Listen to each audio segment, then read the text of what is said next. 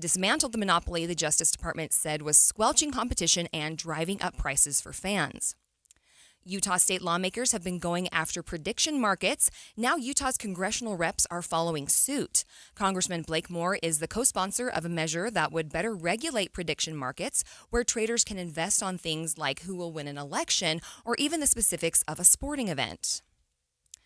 Utah's #1 when it comes to support for child well-being and independence in light of growing threats from social media. The Childhood Index, created by the Anxious Generation movement, evaluates every state on how well its laws protect children online. The senior policy director, Casey Mock, says a big reason Utah came in #1 is for the state's efforts to push tech companies to build safer products and for certain independent activities to not be considered neglect. So the fact that Utah has tried a few different things and importantly continues to try different things is one reason that sets Utah apart. Utah parents also report their kids spending ample time outside with friends and relatively short time on screens. Isabella Sosa, KSL News Radio. The public will now have a chance to weigh in on the search for the next president of Utah Valley University. The search committee announced both in-person and virtual sessions for public input coming up next week. They'll also accept emailed or web-submitted comments. Outgoing President Astrid Tubanez announced earlier this year that she will step down in May. First Look Traffic, here's Ricky Meese. We do have a crash southbound I-15 getting into Murray just after 3300 South, so if you're in the backups, that's why. But otherwise, a pretty calm drive in this midday hour. I'm Cormac Bone in the KSL Traffic Center. Sorry about that, Cormac. Here at KSL, it's 12:05. Wesley Financial Group is not a law firm. Ask yourself this question. Is it really worth holding on to that timeshare that you know you need to get rid of? Here's the truth. The average maintenance fee just went up over 17%. That could have been 117%, and there's nothing you can do about it. When you buy a timeshare, you give them a blank check for annual maintenance and assessment fees. I'm Chuck McDowell, founder of Wesley Financial Group. For 15 years, I've helped over 50,000 families cancel their timeshare. Not sell it, not transfer it, cancel it. Did you buy a timeshare because they told you it was a great investment and your maintenance fees would never go up? That's a lie. Are you ready to get rid of your timeshare once and for all? Simply call us and I'll send you our timeshare exit kit that explains all your options for cancellation. Call Wesley now for your timeshare exit kit. 800-979-3535. That's 800-979-3535. 800-979-3535. My friend Joey loves to use old familiar sayings. You know what they say. The problem is, don't look at a gift horse, cause you can't make them drink. He gets a lot of them mixed up. People who live in glass houses, here it comes, shouldn't cry over spilt milk. There are also a lot of sayings in the financial world, like, you'll pay lower taxes in retirement. But for many people, it's just not true. You may have done a great job saving in that 401k or IRA, but Uncle Sam is ready to grab a big portion of that money. The team at Galileo Wealth Management can help with strategies that you can start now to lower your tax bill in the future. More for you and less for Uncle Sam. Or as they say, an apple a day is worth two in the bush. Get the facts on your tax bill in retirement. Call Galileo Wealth today at 385-247-7000. It's 385-247-7000 or online at GalileoWealth.com. And remember, a stitch in time keeps the doctor away. Does, you know. The widow of a fashion designer killed during a No Kings protest in Salt Lake City is now suing the man who is accused of shooting her husband and the group behind the protest. KSL News Time, 12:07. The president of the Utah Senate has reversed course and now says a bill that would allow cities to break off from Salt Lake County did not pass on Friday night. Here's what it sounded like when President Stuart Adams initially said the bill passed. And will be returned to the House for the further.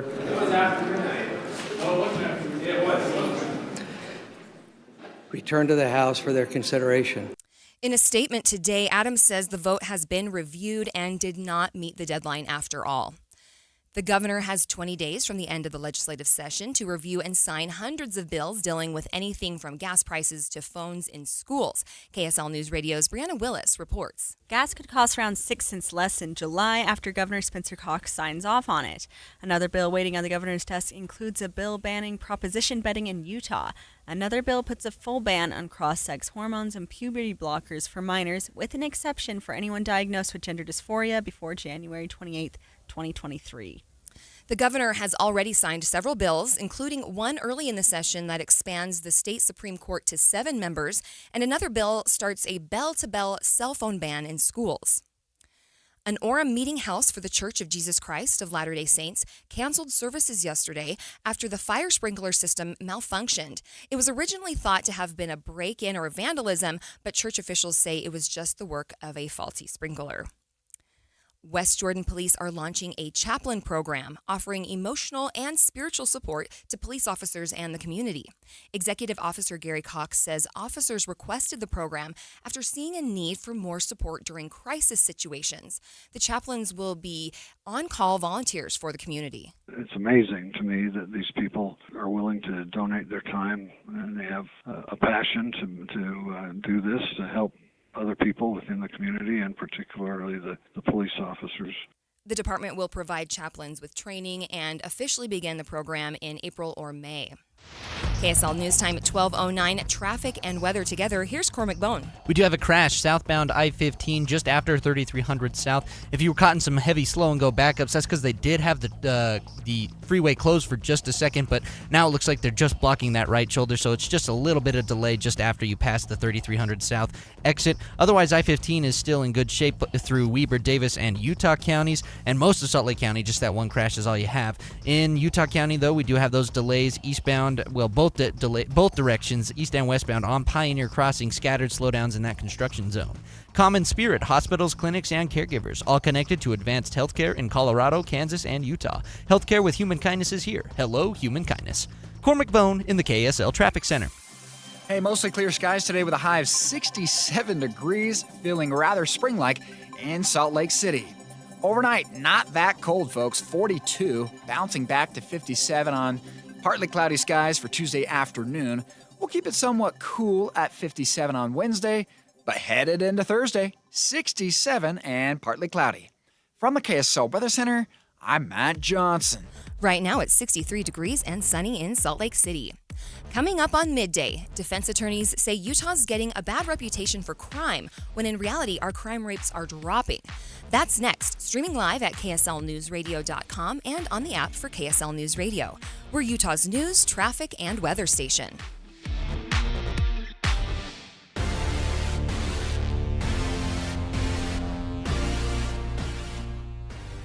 Hello, this is Joe Cordell of Cordell & Cordell. Cordell & Cordell is the largest family law firm in the country, with over 35 years of helping clients navigate divorce. If you or someone you care about is facing a family law issue, let us set up a 1-hour Cordell Consult. The Cordell Consult is a meeting with a local attorney who will give you clear guidance about your options, whether it's a separation, a postnuptial agreement, divorce, or custody. Take the first step. Visit CordellCordell.com. That's CordellCordell.com. Only one type of burger. For every pallet.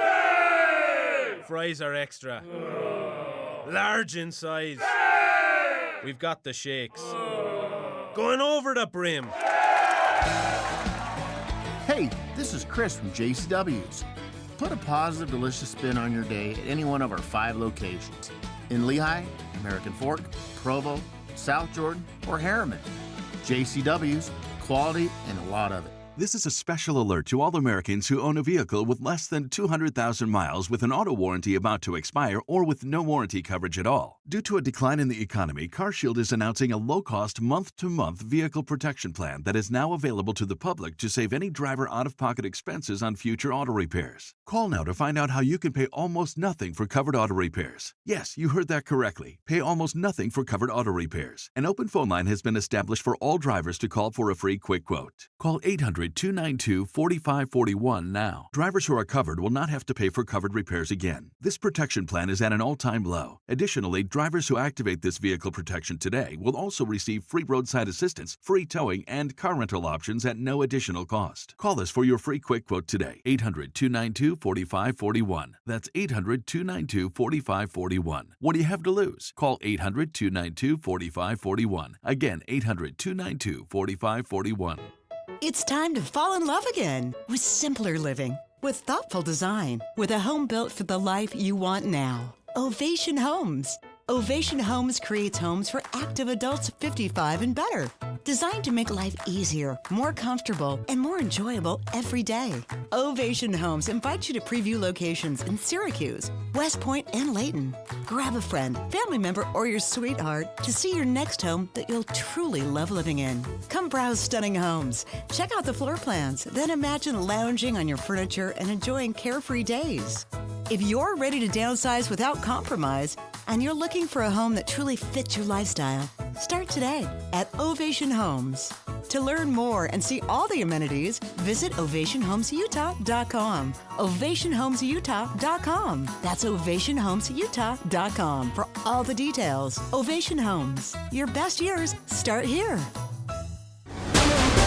Breaking news out of West Valley City, where a structure fire is sending up thick plumes of black smoke that we can see on our traffic cameras. We're working to determine the exact location, but it appears to be west of Bangor near 4700 South. We'll keep gathering details and update to you as soon as we know more. KSL News Time, 12:14. The three things you need to know this hour. First, the widow of Samoan fashion designer Afa Alu has filed a wrongful death lawsuit against the accused gunman and several organizers connected to the Salt Lake City No Kings rally. I'm KSL News Radio's Eric Cabrera. Second, a bill that would have allowed Salt Lake County to be broken up did not pass after all. The Utah Senate president said the final votes for that measure came in after the midnight deadline. Third, traffic and weather together. A crash on southbound I-15 just after 3300 South, blocking the right shoulder. Not adding any delays, though, and we do still have those delays in Lehigh, eastbound on Pioneer Crossing and 2100 North. I'm Cormac Bone in the KSL Traffic Center. Hey, looking at some mild weather today with highs in the 60s, but down to the 50s tomorrow. I'm Matt Johnson. Right now, it's 63 degrees at the KSL Common Spirit Health Studios. KSL's top national stories. From ABC News, I'm Michelle Franzen.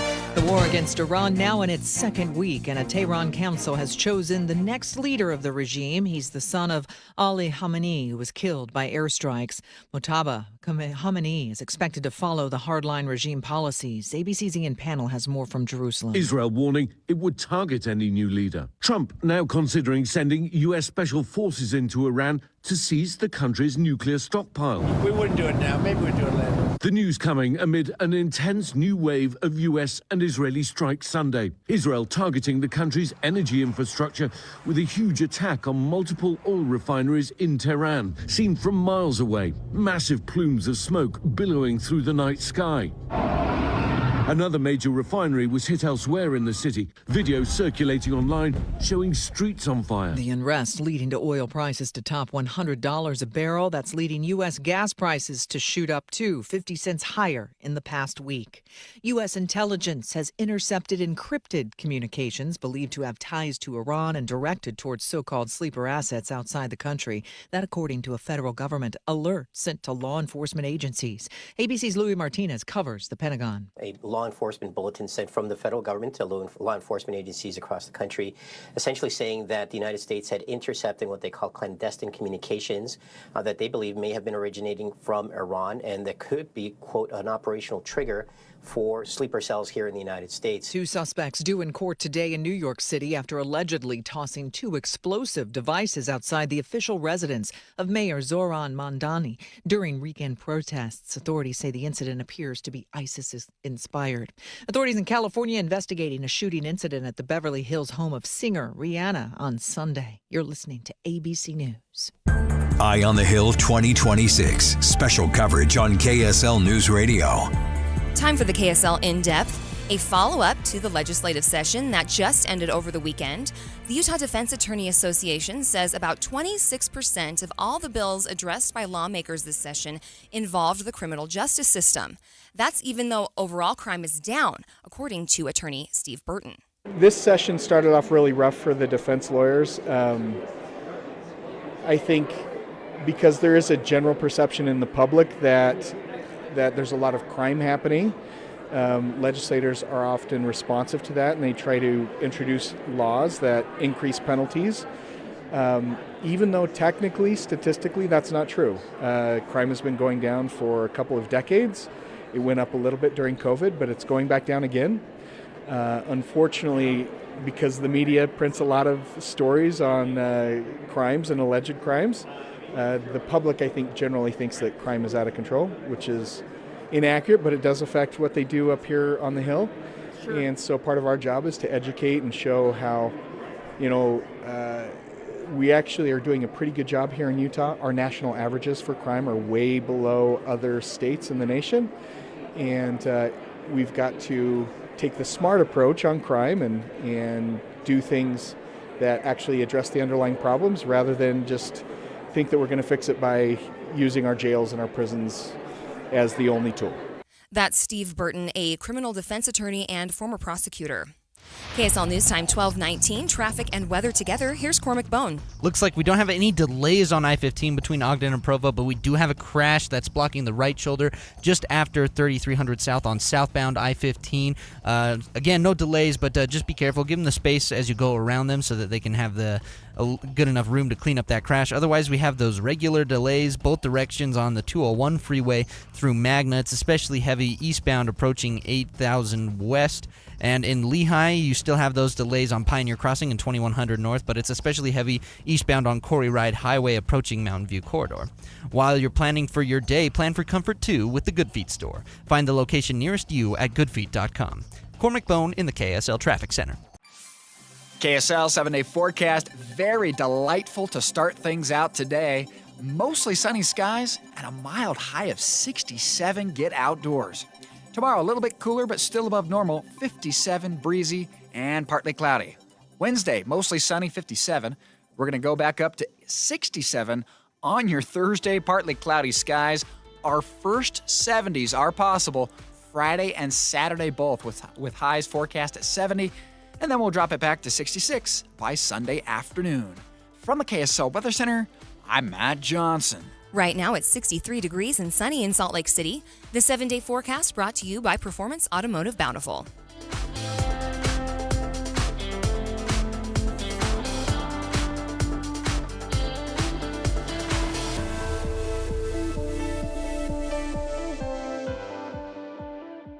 Buying a home or refinancing can be complicated. So who do you call? Who's trustworthy, has decades of experience, and can get you a loan done quickly? Who will work hard for you to find the great rate and reasonable closing costs? The answer's clear. Loans by Rick. Right now, Loans by Rick is giving a 30-year fixed rate at 5.5% and a 15-year fixed at just 4.625%. He can't do that. Oh, yes, he can. For over 25 years, Rick has helped people navigate the mortgage process and get the financing they need to buy a home or refinance.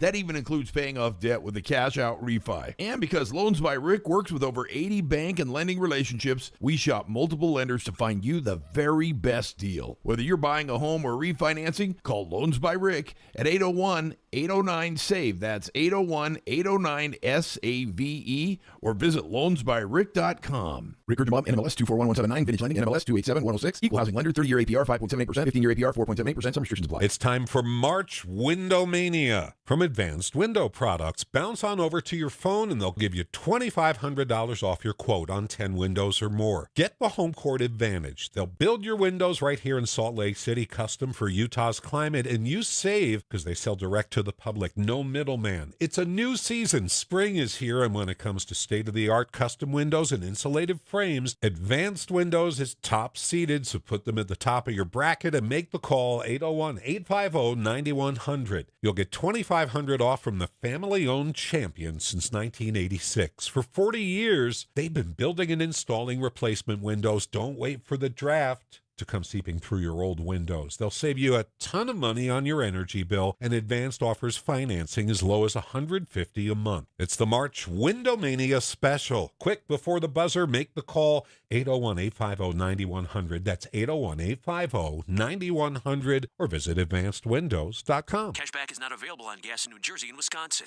Couponing. Wow, you didn't strike me as the coupon type. Just trying to stay ahead of inflation. Gas, groceries, everything. It's all more expensive. expensive. I need to save wherever I can. Have you tried Upside yet? Upside? What's that? It's a free app that I use that pays cash back for every gallon of gas I buy. You've got to buy gas to get around anyway. Might as well get paid for it. Come on, does that really add up to anything? I've already made around $200. The extra cash helped pay down my bills, and I even had a little extra left to treat myself. And the Upside app is free? Totally free, and the cash back is real. You can transfer the cash right to your bank account. I'm downloading Upside right now. Download the free Upside app now to earn cash back every time you buy gas. Use promo code ENJOY to get an extra 25 cents per gallon on your first tank. You can cash out anytime right to your bank, to PayPal, or a gift card for Amazon and other brands. Just download the free Upside app and use promo code ENJOY for a 25 cents per gallon bonus on your first tank. That's code ENJOY for a 25 cents per gallon bonus. Hi, this is Christina Ricci with RAIN. Every 2 minutes, another American is sexually assaulted. If you or someone you know has been sexually assaulted, you are not alone. Help is just a call or click away through the National Sexual Assault Hotline. Please call 1-800-656-HOPE, that's HOPE, or visit rain.org, that's RAINN.org. Brought to you by RAIN and this station. KSL News Time 1224.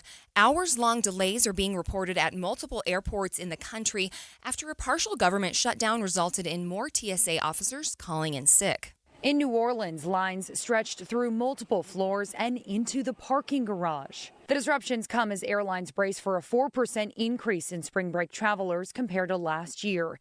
That's nearly 3 million passengers expected each day. The partial government shutdown stems from a standoff in Congress. Democrats are demanding changes to immigration enforcement before they approve new Homeland Security funding. That's ABC's Hannah Bada. So far, things are moving pretty well at the Salt Lake City airport, where the estimated wait time for getting through security is just about 10 minutes. Watching Utah's money, West African cocoa farmers are struggling after the cocoa price crashed on the international market recently. Now some in Ghana and Ivory Coast are switching to mining sites. Disney and Pixar's new film Hoppers is showing strong success and has made about $46 million its first weekend domestically. Meanwhile, The Bride opened with only about $7 million domestically, despite a large budget. Cracker Barrel is trying to regain its footing after a rebranding fiasco last year. The company's revenue dropped 8% from last year, so the company is now leaning into value with its loyalty program. Cracker Barrel Rewards allows customers to earn points on purchases. Your money at this moment, things are still down. The Dow off 377 points. The S&P has lost 26 points. The Nasdaq is off just a little over 5 points. Pet ownership is at an all-time high in the U.S., and even though dogs still outnumber cats, one generation is working to change that. During the pandemic, it seemed everyone was adopting a dog, but these days, a lot of younger people are getting cats instead. Pet care app Rover says cat adoptions are on the rise among first-time Gen Z pet owners. The American Pet Products Association says Gen Z and millennial men make up the fastest-growing group of cat owners, possibly because these cat dads consider them lower maintenance, lower cost, and easier to take care of in comparison to dogs. It's all about creativity. Dave's Bernina. Special discounts and fantastic savings. In our Provo and St. George stores. The top-of-the-line Bernina 990, L890, and 790 and 770 Pro machines are on sale. They come with a limited-time offer of free Bernina accessories, software, and sewing extras, valued from $3,000 to $4,600. Come in now. Add to all this savings, 60 months, no interest on certain models. All new Berninas come with a 5-year warranty and free classes. Buy one and get one 50% off on all Bernina hoops. Dave's Bernina has made a special purchase of previously owned Bernina 330s for only $499 while supplies last, with a 2-year warranty and free classes. Dave's Bernina, 691 East St. George Boulevard and 2017 North 550 West in Provo. Dave'sBernina.com. As veterans, we're no strangers to helping others. It's what we were taught, trained, and told to do. It could be for anything. Helping a friend move. Listening to a fellow veteran for hours, at any hour of the day. Or just simply making time for people. A neighbor, a loved one, or even a stranger. We're often the first to help others. There's no question about it. But we do have one question for the veterans listening. When was the last time you reached out for help? Perhaps it's time to do for yourself what you would do for others. If you or someone you know needs resources, whether it's for stress, finances, employment, or mental health, don't wait. Reach out. Find more information at va.gov/reach. That's va.gov/reach. Brought to you by the United States Department of Veterans Affairs and the Ad Council.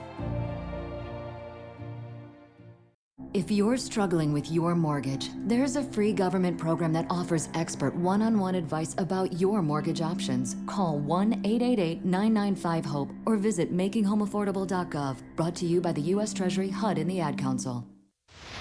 KSL News Time 12:29. Traffic and weather together. Here's Cormac Bone. We are still seeing a crash in the right shoulder on southbound I-15 just after 3300 South. Looks like they've got most of the vehicles out of the way, so they may clear off the road in the next couple of minutes. But again, no delays behind them. Just be careful and give them the space so that they can feel safe out there on the freeway as they work on cleaning up that crash. Northbound SR36 still seeing some light construction delays in Lake Point as you approach I-80.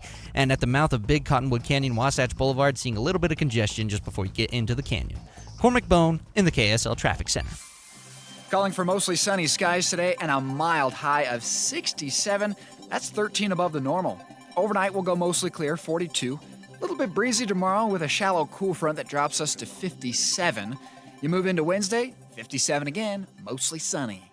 From the KSL Weather Center, I'm Matt Johnson. Right now it's 63 and sunny here in Salt Lake City. Provo, we're at 59. Way up in Logan, 54 degrees. Moab, you're at 56. So it's kind of similar all across the state. Feeling a little bit like spring. You're listening to Midday with Maria Shilaos on KSL News Radio, 102.7 FM and 1160 AM. Good afternoon. KSL News Time 12:30. KSL's top story this hour. Breaking news out of West Valley City, where a structure fire continues to send up thick plumes of black smoke that we can see on our UDOT traffic cameras. It's burning near 4500 South, near about 40th West, west of Bangor Highway, with smoke visible to drivers for quite some distance. We'll keep gathering details and update you as soon as we know more. Utah lawmakers have signed off on a proposal to require large data centers, including those that deal with AI, to be transparent about how much water they use every year. Just before the end of the legislative session last week, both the House and Senate overwhelmingly approved a proposal to require data centers that use a certain amount of water and are at least 10,000 square feet to report their water use to the state. State Representative Jill Coford sponsored that legislation. The market itself has reacted to the concern nationwide about water use. And so in the second driest state of the nation, I think it's good for us to set the tone nationally and just say, look, tell us your story. Data centers have come under scrutiny in other states because of how much water some of them use. Though before the bill passed, Coford substituted the bill to make it so this rule does not apply to large data centers that are already here. Data centers are important to our economy, to where we're going. We don't want to discourage them from coming, but we want them to be good partners. And that's why we landed where we did in the bill. It's not 100% where I would love for it to be, but I think it's a really good compromise. Adam Small, KSL News Radio. Developing news. A bill that would have allowed Salt Lake County to be broken up did not pass after all. The Utah Senate president says the final votes for that measure came in after the midnight deadline. Initially, lawmakers had argued that since the 15 votes needed to pass the bill were in before midnight, it should still count. 2 of the final votes tally came in after 12. We go in depth on the development coming up at 12:45 on Midday. KSL's top national stories. Wall Street is taking a hit today as tensions with Iran escalate and oil prices have now officially risen above $100 a barrel. The industry's hardest hit are fuel dependent, like travel and shipping. As they are paying those higher costs, there is a very real risk that they pass down those higher costs to consumers. And that creates a broader concern with inflation at a time when so many households have already been feeling these persistently high prices in other parts of the economy, something that there had been an expectation and a real hope that inflation had been moving in the right direction before this. That's ABC's Elizabeth Schulze reporting. Now, if you're waiting to fill up your tank, that actually might not help. According to Arizona State University economist Dennis Hoffman, he tells our sister station KTAR, as long as there are complications in the Middle East, wholesale oil prices will likely stay up. Breakthrough in this effective blockade of the Straits of Hormuz are really at the root of world oil prices, and then that translates directly into domestic oil prices. For now, he recommends shopping with your steering wheel. So driving around, make sure you're getting the best price at the pump. Authorities in New York City say 2 men are under arrest, accused of tossing 2 explosive devices at the home of the mayor. It does underscore the concerning times that we're living in and what counterterrorism officials have been telling us and what we've been discussing since the U.S.-Israel strike on Iran, that it could awaken people or inspire people to do things. And in this case, as alleged, a couple of guys from Bucks County, Pennsylvania were able to drive into New York City, get close to the mayor's residence with what turn out to be potentially viable explosive devices. ABC's Aaron Katursky reporting. The widow of Afa'alu is suing the local chapter of a national organization after her husband was shot and killed at the No Kings rally last year. The lawsuit claims the local chapter, Utah 5051, did not follow national standards and failed to properly train the unofficial peacekeepers. It is unfortunate in the biggest sense of the word that Matt Alder was an untrained volunteer who chose not to follow basic safety protocols, failing to properly assess and attempt to de-escalate the situation before firing multiple shots at an individual whose gun was down and unloaded with thousands of people in the surrounding area. His widow, Laura, says if there had been proper planning, training, and foresight, none of this would have happened. Matt Alder is facing manslaughter charges related to Alu's death. He had his first court appearance in January. The AI firm Anthropic is suing the Trump administration over its move to ban all federal agencies from using Anthropic's technology. That following a dispute between the two sides over how far AI should be allowed to go in the hands of the U.S. military. Utah state lawmakers have been going after prediction markets. Now Utah's congressional reps are following suit. Congressman Blake Moore is the co-sponsor of a measure that would better regulate prediction markets, where traders can invest on things like who will win an election or even the specifics of a sporting event. First look traffic, here's Cormac Bone. Looks like we do still have emergency crews and a semi-truck in the right shoulder just before, in the wake of a crash just after 3300 South on southbound I-15, but no delays behind them, so you shouldn't see any issues if you're driving on I-15 from Ogden to Provo. Cormac Bone in the KSL Traffic Center. KSL News Time, 12:35. I'm here with Monty from Connecticut Quality Water Systems of Salt Lake, an authorized independent dealer. So, Monty, I wonder if you know someone like this. He's the ultimate DIY guy. Restores classic cars, builds his own deck, and even smokes his own brisket. Sounds like a talented guy. He is, but get this, his other weekend hobby is troubleshooting his water softener. He's always down there resetting the timer or fiddling with the circuit board. See, Doug, that's where I draw the line. Smoking a brisket is a great weekend project. Yeah. Fixing an electric water softener is just a chore. Exactly. He thinks he's saved money by buying the bargain brand, but he's paying for it with his Saturdays. That's the Connecticut difference. Our systems are premium because they are non-electric and fully automated. No computers to fry, no timers to reset. We install it and you get back to the hobbies you actually enjoy. If you want soft water, do what I did and leave that to Connecticut. It runs on water power, not willpower. Learn more at softwaterutah.com. That's softwaterutah.com. This weekly tax tip is brought to you by the Utah Association of Certified Public Accountants. Here's CEO Susan Spears. Did you buy a new car in 2025? There's a new tax break that could save you money when you file your federal taxes this year. Under the new law, you may be able to deduct up to $10,000 of interest. To qualify, the vehicle must be new, purchased in calendar year 2025, and have final assembly in the United States. Used vehicles do not qualify. This deduction applies to personal vehicles only. And it's not just sedans, minivans, SUVs, trucks, and even motorcycles, as long as they have a GVW rating under 14,000 pounds. You can claim this deduction even if you take the standard deduction, although there are income limits. Get the most out of your income tax preparation when you hire a licensed CPA. Visit uacpa.org to find a CPA that's right for you. And check out new tax tip videos by following on social media at Talk to Your CPA. A fast-moving house fire is sending black smoke up and over West Valley City. KSL News Time, 12:37. Linden, Utah residents are about to get their first chance to see inside the latest temple for the Church of Jesus Christ of Latter-day Saints. KSL News Radio's Don Brinkerhoff is there getting a look. Don? Britt, This will be the 25th operating temple of the Church of Jesus Christ of Latter-day Saints in the Utah area. And the Linden, Utah temple will be the 216th operating temple in the church worldwide, with many more, of course, planned and on their way. I talked to Isabella Barrett, who lives nearby and has kind of watched this temple being built from the very beginning. I love them all. Like the celestial room, it was blinding in there. I mean, that was my fault. I was staring at the chandelier. But, I mean, it was so beautiful and so bright. And like, the ceiling was so high. It just felt like such a, like, peaceful, like, joyous space to be in. Isabella's favorite thing about this temple, and the thing she's most excited about, is that it will have 2 baptismal fonts, meaning more people will be able to get in and do baptisms. She says she's had to come as early as 4 o'clock to some of the other temples in the Utah County area in order to get in and do those baptisms for the dead. Reporting live from the Linden, Utah Temple, Don Brinkerhoff, KSL News Radio. Roots Tech has come to a close with some final remarks from the legendary BYU football player Steve Young. And one of the hardest things is to own the vulnerability that I recognize when I have screwed up or I've made a mistake.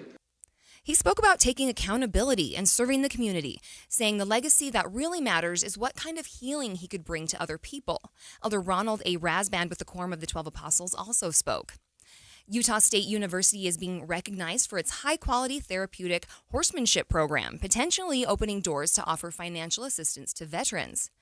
KSL News Radio's Brianna Willis reports. USU is one of only 18 programs that has been accredited in the Intermountain West by the Professional Association of Therapeutic Horsemanship International, or PATH.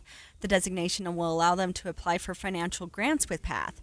Right now, veterans and active duty service members work with the program to raise awareness for suicide and have had to pay $700 in fees, but these grants could cover those costs. USU's equine program can help with emotional, mental, or physical therapy, and for USU students, they can work in the program to learn how to incorporate horsemanship into their own future practice. Brianna Willis, KSL News Radio. KSL News Time 1240. Traffic and weather together. Here's Cormac Bone. We do still have this crash blocking the right shoulder southbound I-15 just after 3300 south. No delays behind them. Where you do have delays is in Lehigh. Normal delays on Pioneer Crossing eastbound due to that construction. It's heavy and slow before you get to 850 east just before I-15. And Corey Ride Highway also seeing some heavier delays eastbound as you approach Mountain View Corridor. 2100 north also seeing those heavy eastbound delays at 3600 west and 2300 west. And just before you get to I-15. Cormac Bone in the KSL Traffic Center. Hey, calling for highs in the upper 60s today. Someone might get lucky and hit 70 for the first time this season. Mostly sunny skies. Overnight, 42. We'll bounce back to 57 tomorrow, partly cloudy, and a little bit breezy. Those breezy winds will keep things on the cool side Wednesday. High of 57 and mostly sunny. But don't you worry, we're back to upper 60s by Thursday. From the KSL Weather Center, I'm Matt Johnson. And Traffic and Weather Together is brought to you by UCCU. Direct deposit gets you $300. Love where you bank. Right now it's 63 degrees and sunny in Salt Lake City. Coming up on Midday, we'll go in-depth on a last-minute vote on the last day of the legislative session and why lawmakers are now changing course. That's next, streaming live at kslnewsradio.com and on the app for KSL News Radio. We're Utah's news, traffic, and weather station.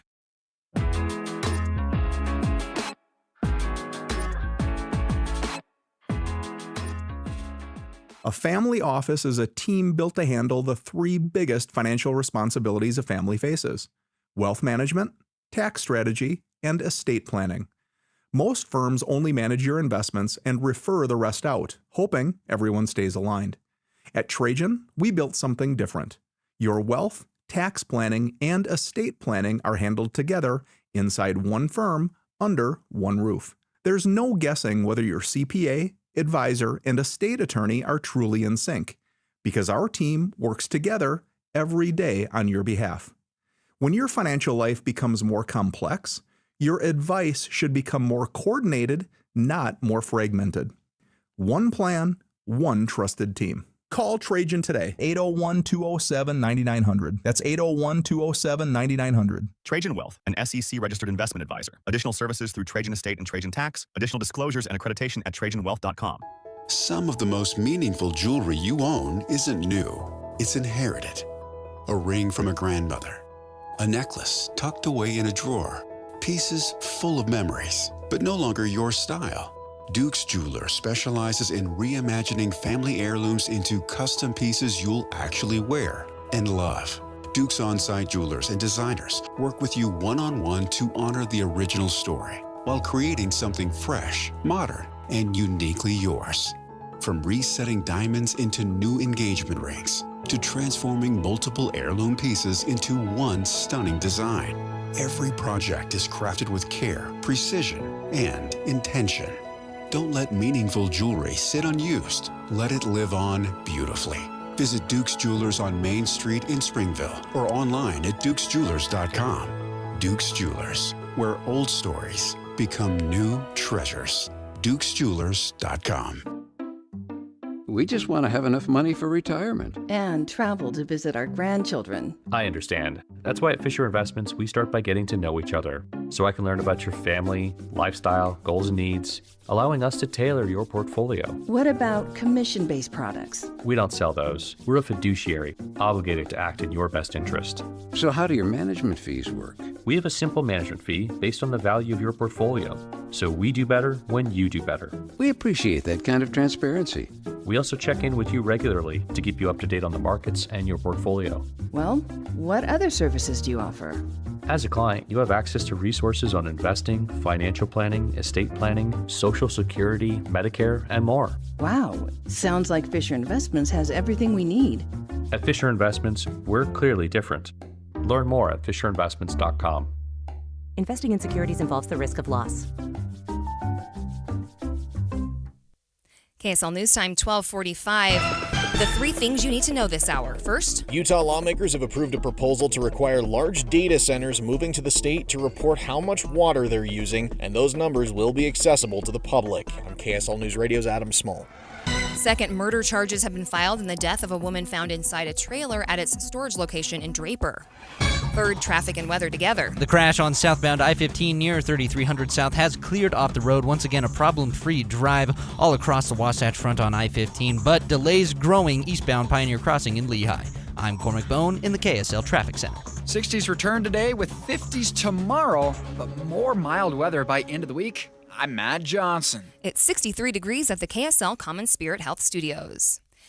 KSL's top national stories. ABC News, I'm Michelle Franzen. The war on Iran has cities, including New York, on high alert. Authorities in New York City say two men are due to appear in court this afternoon for allegedly setting two explosive devices outside Mayor Zoran Mamdani's official residence during a protest and counter-protest this weekend. The criminal complaint showing two devices were potentially viable, improvised explosives, according to the NYPD Commissioner Jessica Tisch. Here's ABC's Aaron Katursky. We heard the police commissioner say today that this is being investigated as an act of ISIS-inspired terrorism because, according to our sources, the two men said they had watched ISIS propaganda videos. That may be where they got the instructions for how to build the devices. It's the second week of the war against Iran. The U.S. and Israel continuing to target Iran's energy infrastructure. Iran launching drone attacks across the Gulf states. Volatile storms and tornadoes between Thursday and Saturday blamed for at least 8 deaths across 7 states. Michelle Franzen, ABC News.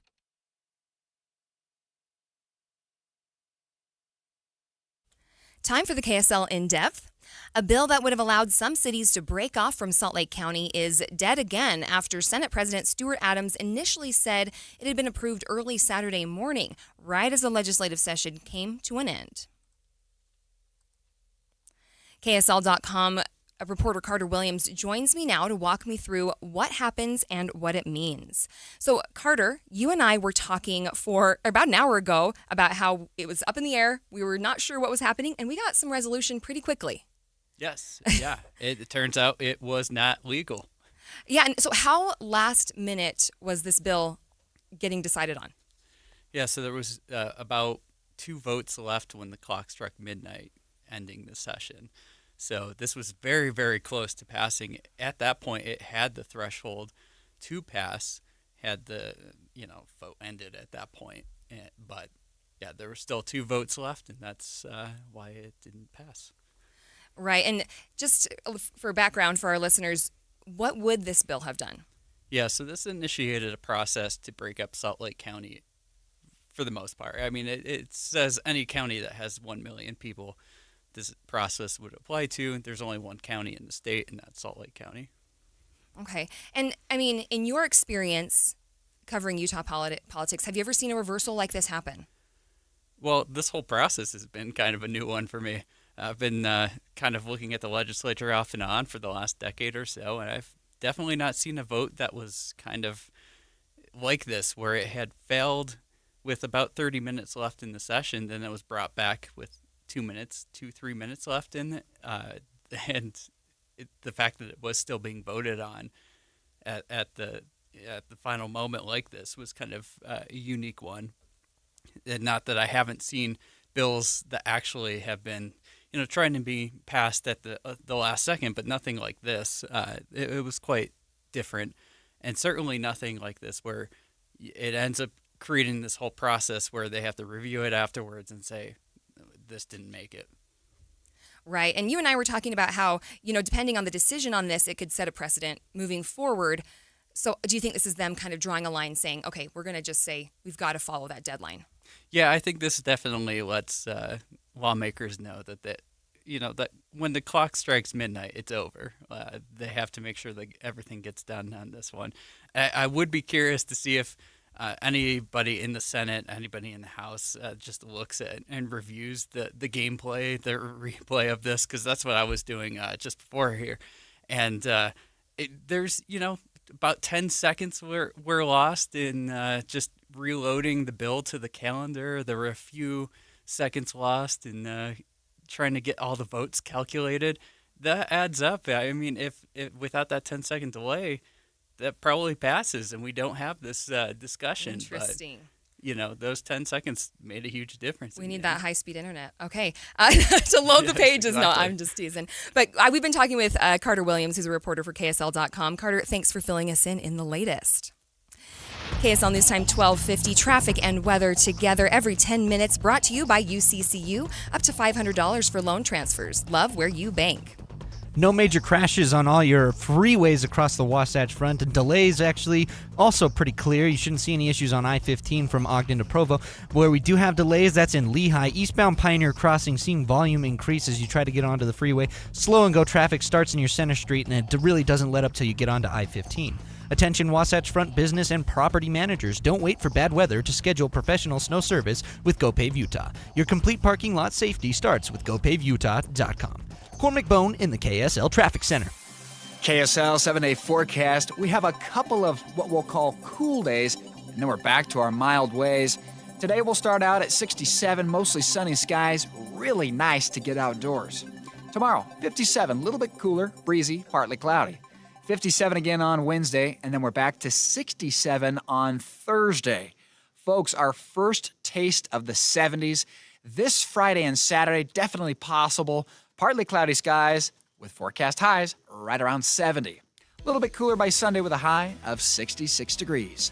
From the KSL Weather Center, I'm Matt Johnson. Right now it's 63 and sunny in Salt Lake City. The 7-day forecast brought to you by Performance Automotive Bountiful.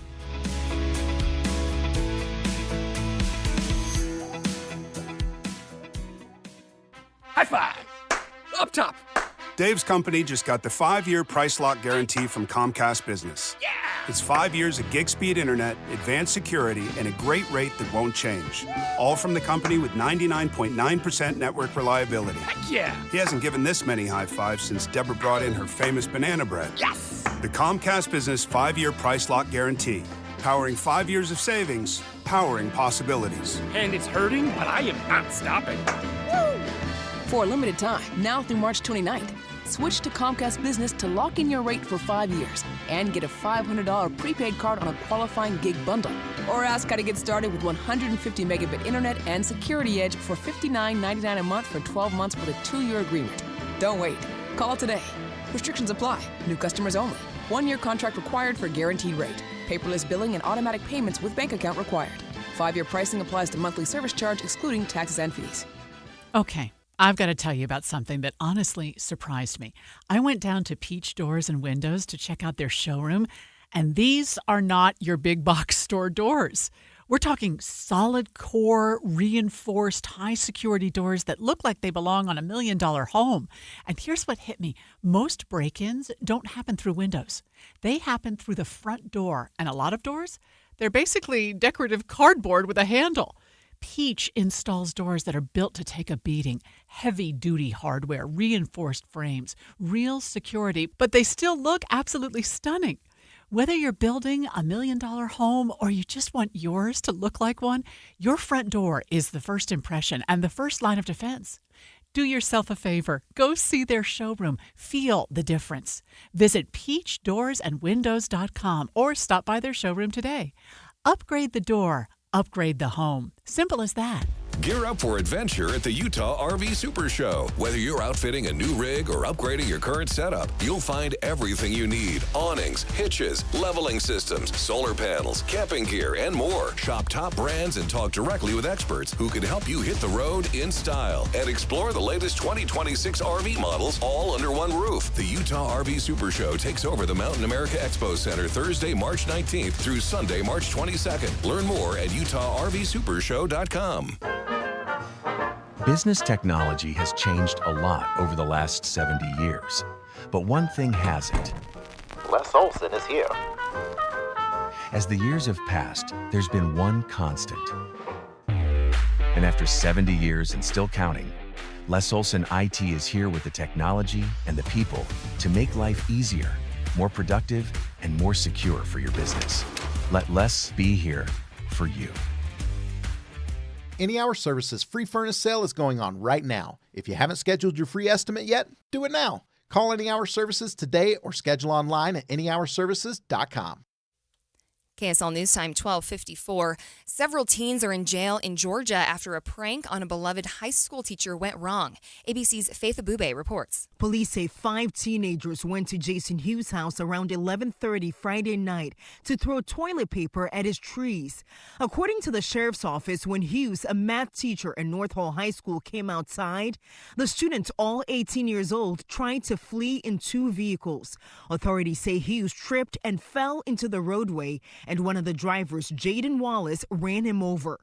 Police say Wallace and his friends tried to render aid to the teacher, but the 40-year-old later died at the hospital. Hughes' family has supported dropping the charges against the teens. Watching Utah's money.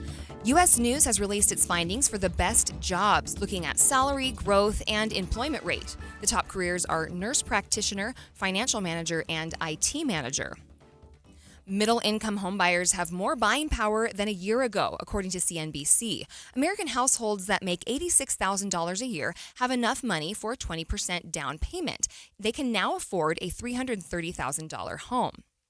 Kelley Blue Book has announced its 12th annual Best Buy Awards, a list of the best new vehicles this year. Some highlights are the 2026 Ford Expedition, Ford F-150, and the Hyundai Kona.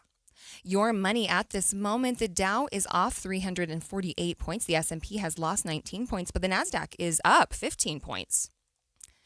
Novo Nordisk is dismissing its patent infringement lawsuit against telehealth company Hims & Hers. Last month, Hims & Hers announced it was going to launch a cheaper compounded version of the weight loss pill Wegovy. Manufacturer Novo Nordisk quickly followed that up with an announcement it was going to sue. It is legal for companies to copy or compound certain drugs when they're in short supply, but that's no longer the case with semaglutides. When the FDA threatened to withhold the ingredients needed to make the drugs, Hims backed off. As a part of its settlement with Novo Nordisk, the company will still sell the cheaper version, but it's agreed not to advertise that it's doing so. Sherry Preston, ABC News. Tim Jr. here from RGS Exteriors. Did you know that we offer 3 distinct styles of gutter protection? Each one meant to handle a specific leaf problem. You might not even know there are different styles of gutter protection, but there are. And if you pick the wrong one, it could be a huge waste of money. Now, the big gutter guard companies won't tell you this. They try to sell you a one-size-fits-all gutter guard. And it could be completely wrong for the amount and types of trees and leaves you have. Not RGS Exteriors. We understand which kind of leaf problem needs which kind of gutter guard. We'll do an in-depth evaluation to assess the types, locations, and numbers of trees in your yard. Based on that data, we match your home to the right gutter guard. So don't risk wasting money on the wrong gutter protection. For a free evaluation and estimate, call RGS Exteriors at 801-280-5600. 801-280-3110 or visit rgsexteriors.com. That's 801-280-3110 or rgsexteriors.com. Respiratory virus season is quickly approaching, meaning we'll see more flu, COVID, and RSV in our community. The good news is vaccines are available that will help prevent these infections and keep people healthy. For flu and COVID, everyone aged 6 months and older are recommended to be vaccinated to help protect ourselves and our families against serious illness. Fall remains the best time to be vaccinated. Respiratory viruses circulate year-round, but peak late fall through winter. Your doctor can recommend which vaccines are best for you and your family. Brought to you by Intermountain Health and KSL News Radio. KSL News Time 12:59. Traffic and weather together every 10 minutes on the 9s, brought to you by UCCU. Earn 4.24% on savings at uccu.com. Here's Cormac Bone. It is a calm and quiet drive on I-15, both directions all across the Wasatch Front. Where you do have delays, though, that is still in Lehigh. Eastbound Pioneer Crossing seeing the heaviest of it. Starts at 7800 west and reaches over to 850 east. Also seeing those delays on 2100 north, reaching between Redwood Road and I-15, some scattered heavier delays. Eastbound Corey Ride Highway also a little congested as you approach Mountain View Corridor. When you need the financial products and services for every stage of life, Cyprus Credit Union is there for whatever the future holds. Visit cypruscu.com today. Cormac Bone in the KSL Traffic Center. And we have a beautiful 7-day forecast ahead of us. Sunny skies, highs in the 60s and 70s. We will have a little bit in the high 50s Tuesdays and Wednesdays, but like on Friday and Saturday, it's going to be downright springy with a high of 70 degrees. Right now in Salt Lake City, it's 63. As we take a look around the state, we have a range between the 50s and 60s, so it's really nice wherever you are. Salt Lake and St. George, we're about 1 degree off. That feels pretty nice to me. KSL FM Midvale. KSL Salt Lake City. From the KSL Common Spirit Health Studios, this is KSL News Radio. Utah's news, traffic, and weather station. The widow of Samoan fashion designer Afa Alu now filing a wrongful death lawsuit against the accused gunman and several others connected to last year's No Kings rally. Afa's widow saying the organizers didn't do enough to keep people safe. At a time when two of the best kids on earth should be learning to ride bikes with their dad, running into his arms after work or school, and hearing him cheer from the sidelines of their soccer games, they live with the awful reality that their dad was killed by a bullet. The time is 1 o'clock on Monday, March 9th. It's midday. I'm Britt Johnson. Maria Shilaos has the day off. Coming up, Afa's widow had threatened to sue earlier this year. In just a few minutes, we'll get updates on why she decided to go through with it after all. Also this hour, Utah taking the top ranking for supporting child well-being and independence. These are, I think, things that will keep Utah in the lead. And coming up, we'll go in depth on the reason behind the ranking and how recently passed legislation from state lawmakers could help us keep that top spot. But first, our top stories. The widow of the man killed during the No Kings protest last year has filed a lawsuit against the protest organizers. Police say Afa Alu was killed when a volunteer peacekeeper fired a gun into the crowd during the No Kings rally in Salt Lake City. In the new lawsuit, Laura Alu names the accused gunman, Matthew Alder, along with several organizers connected to the rally, for failing to keep her husband safe. We'll have more details in just a few minutes. Other local stories KSL is following. The public will have a chance to weigh in on the search for the next president of Utah Valley University. The search committee announced both in-person and virtual sessions for public input coming up next week. They'll also accept emailed or web-submitted comments. Outgoing President Astrid Tumanez announced earlier this year that she'll step down in May. Our top national story from ABC News. Stocks tumbled in early trading on Monday as oil prices soared above $100 per barrel in response to the war with Iran. We are seeing just double-digit gains day after day here. Now oil at the highest level we've seen since 2022. And as we have seen, that very quickly translates into higher prices for consumers. That 50-cent increase per gallon on average. Many states we are seeing higher than that, and it is expected to keep going up as oil keeps going up. ABC's Elizabeth Schulze reporting. Other national news KSL is following. High school and college students anticipating a vacation away from the classroom are running into a nightmare at the airport just in time for spring break. The war with Iran is expected to boost airfares eventually, but the partial government shutdown already has TSA workers calling in sick at Houston's Hobby Airport. Right now, I'm trying to keep high spirits right now to keep everybody else up. Everybody's in a bad mood, hot and sweaty. Aaron Purvis and other passengers at Hobby have been faced with security lines 3 hours long. That's ABC's Jim Ryan. Your money at this moment, the stocks are still off. The Dow has lost 352 points. The S&P has lost 23, and the NASDAQ is off 4 points.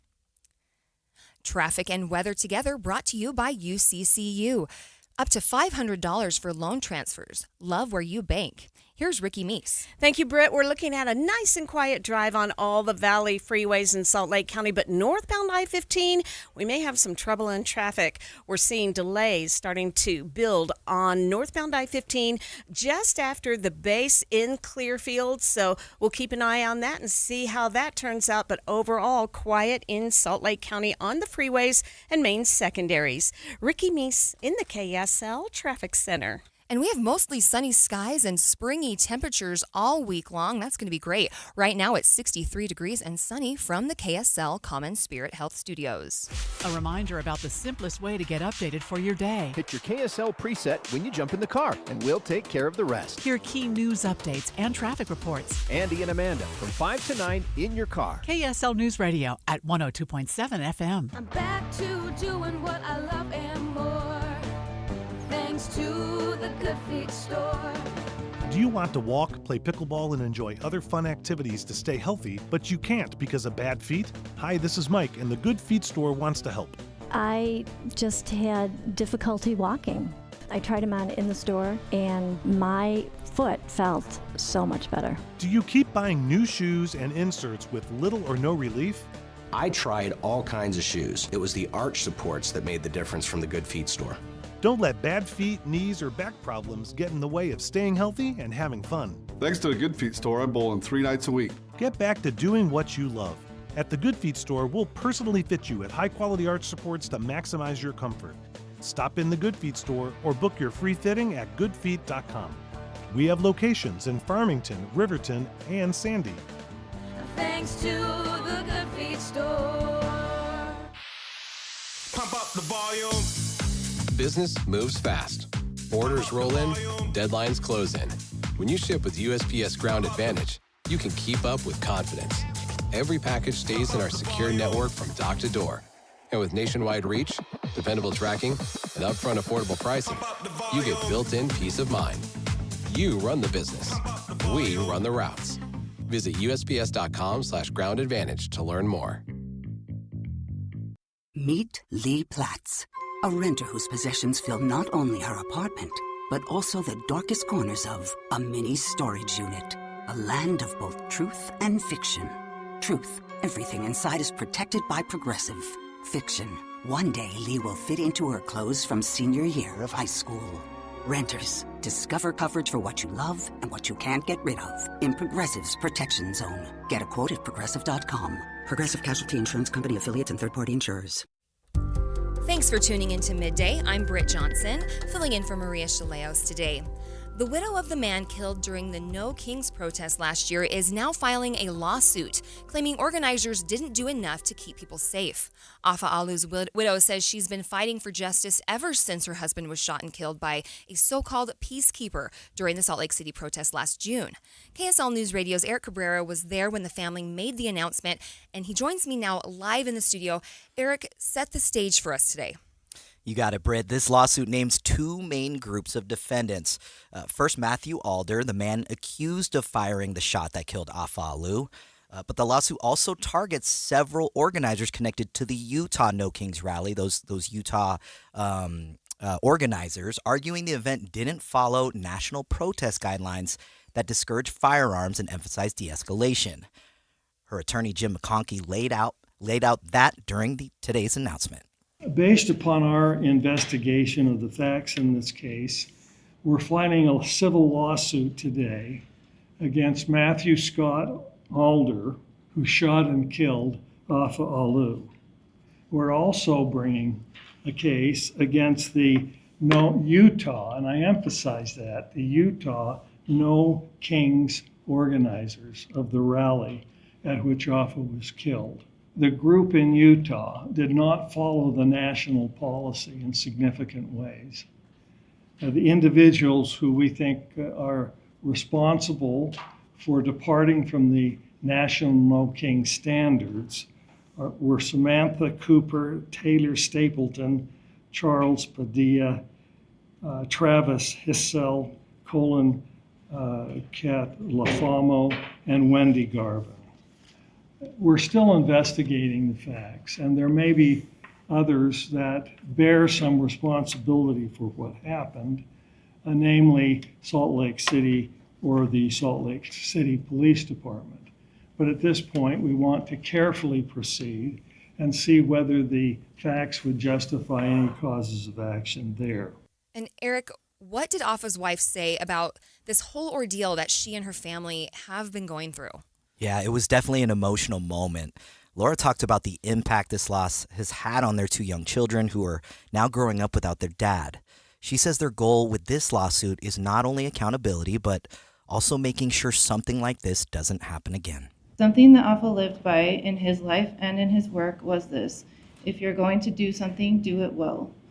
In the events leading up to his death, critical decisions were made without the careful thought and planning that situations like this demand. The choices made by multiple individuals were careless and irresponsible, and the consequences have been devastating for our family and for the many people around the world who love Hoffa. The weight of losing my husband has been felt every minute of every day by me and by our now 7 and 5-year-old children. As we have tried to navigate the impact of losing Hoffa, of Hoffa no longer being here with us, and make sense of how this could and did happen.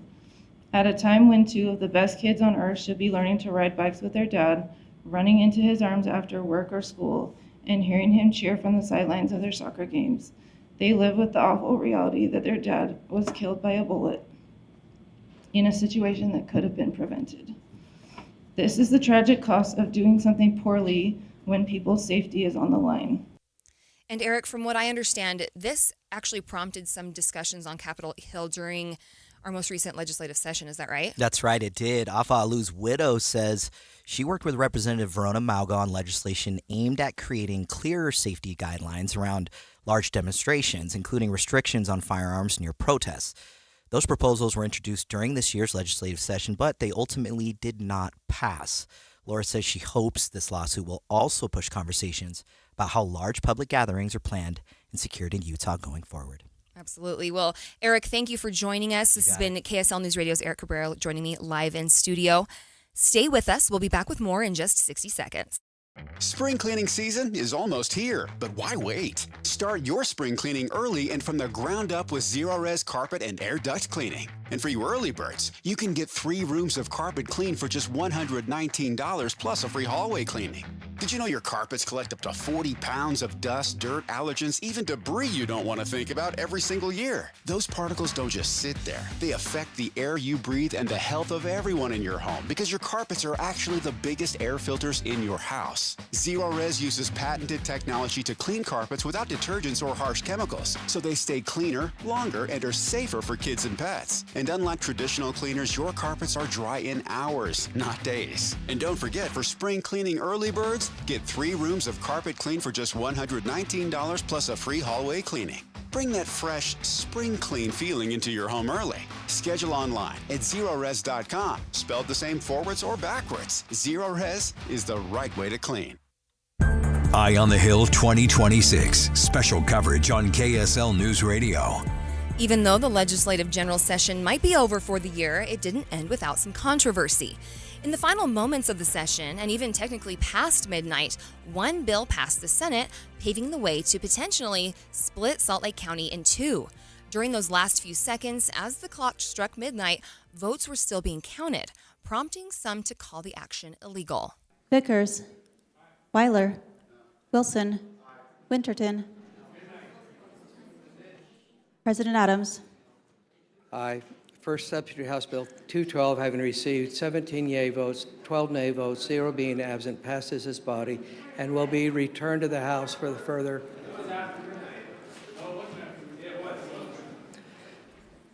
returned to the House for their consideration. Now, per the state constitution, the legislative session cannot last longer than 45 days.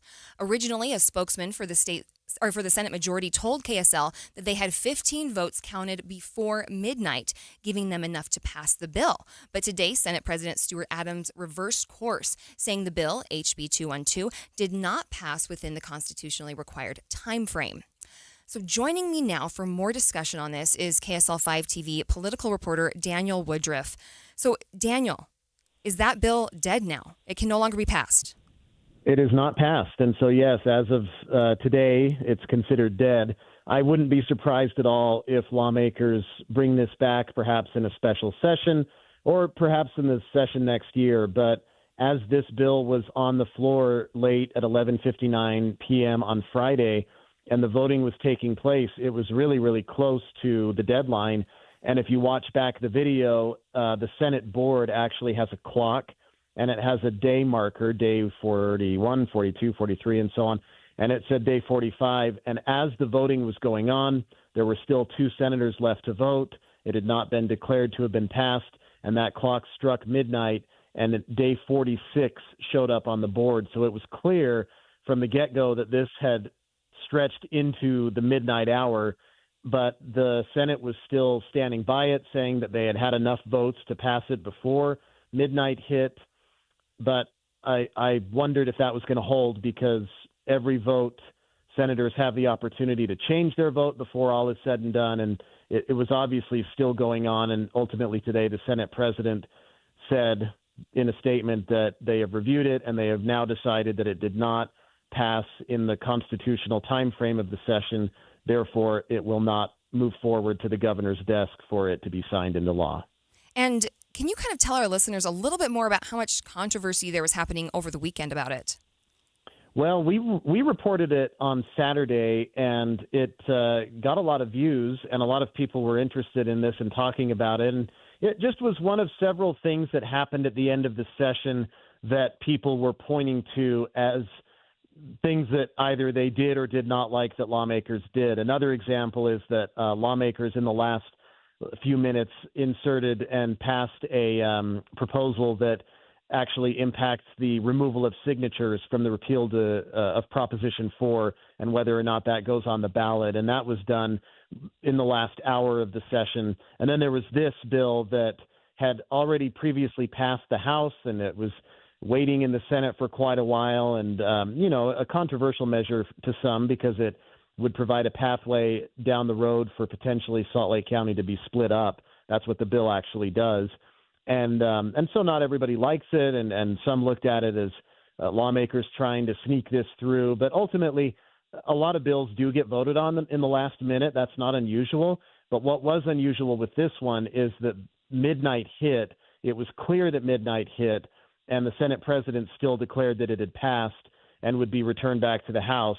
Now, obviously, a couple of days later, as you noted, he reversed course on that, and they're saying that this bill did not pass. Well, this has definitely been interesting for us to follow along with and get updates in real time this morning. And I really appreciate you, Daniel, coming on with us. We have been talking with Daniel Woodruff, who is a KSL 5 TV political reporter. After the break, we'll take a look at how state leaders are optimistic about building tens of thousands of new starter homes while not jeopardizing the Great Salt Lake's future. But first, it's traffic on KSL News Radio. Well, for those who are traveling I-15, you're actually looking at a good drive, and that's from Ogden all the way to Provo, the rest of the Valley freeways and main secondaries. A quiet drive. It's a beautiful day for a drive into the canyons. No problems on Provo Canyon, Highway 189, Big or Little Cottonwood, or I-80 through Parley's. Common Spirit hospitals, clinics, and caregivers, all connected to advanced health care in Colorado, Kansas, and Utah. Healthcare with human kindness is here. Hello, human kindness. Ricky Meese in the KSL Traffic Center. Brought to you by UCCU. Direct deposit gets you $300. Love where you bank. Hi, this is Derek Overstreet, president of the New Millennium Group and co-host of Stop Working, Start Living with KSL News Radio. Can you imagine what your life would be like if you could retire 3 to 5 years earlier than you thought possible? The things you could do, the loved ones you could spend time with, the memories that you could create. That's what our team at the New Millennium Group does. We'll walk you through the entire process every step of the way. If you'd like to get a copy of the 5-step proprietary plan that will help you retire 3 to 5 years sooner than you thought possible, give us a shout right now. 888-999-6370. That's 888-999-6370 or utahsfinancialplanner.com. Listen, most of our listeners right now have a tax problem, not a money problem. There's not enough money in Social Security Medicare as it is. Let us show you how you can significantly reduce your taxes. That's 888-999-6370. 888-999-6370 or utahsfinancialplanner.com. This is a special alert to all Americans who own a vehicle with less than 200,000 miles with an auto warranty about to expire or with no warranty coverage at all. Due to a decline in the economy, CarShield is announcing a low-cost month-to-month vehicle protection plan that is now available to the public to save any driver out-of-pocket expenses on future auto repairs. Call now to find out how you can pay almost nothing for covered auto repairs. Yes, you heard that correctly. Pay almost nothing for covered auto repairs. An open phone line has been established for all drivers to call for a free quick quote. Call 800-292-4541 now. Drivers who are covered will not have to pay for covered repairs again. This protection plan is at an all-time low. Additionally, drivers who activate this vehicle protection today will also receive free roadside assistance, free towing, and car rental options at no additional cost. Call us for your free quick quote today. 800-292-4541. That's 800-292-4541. What do you have to lose? Call 800-292-4541.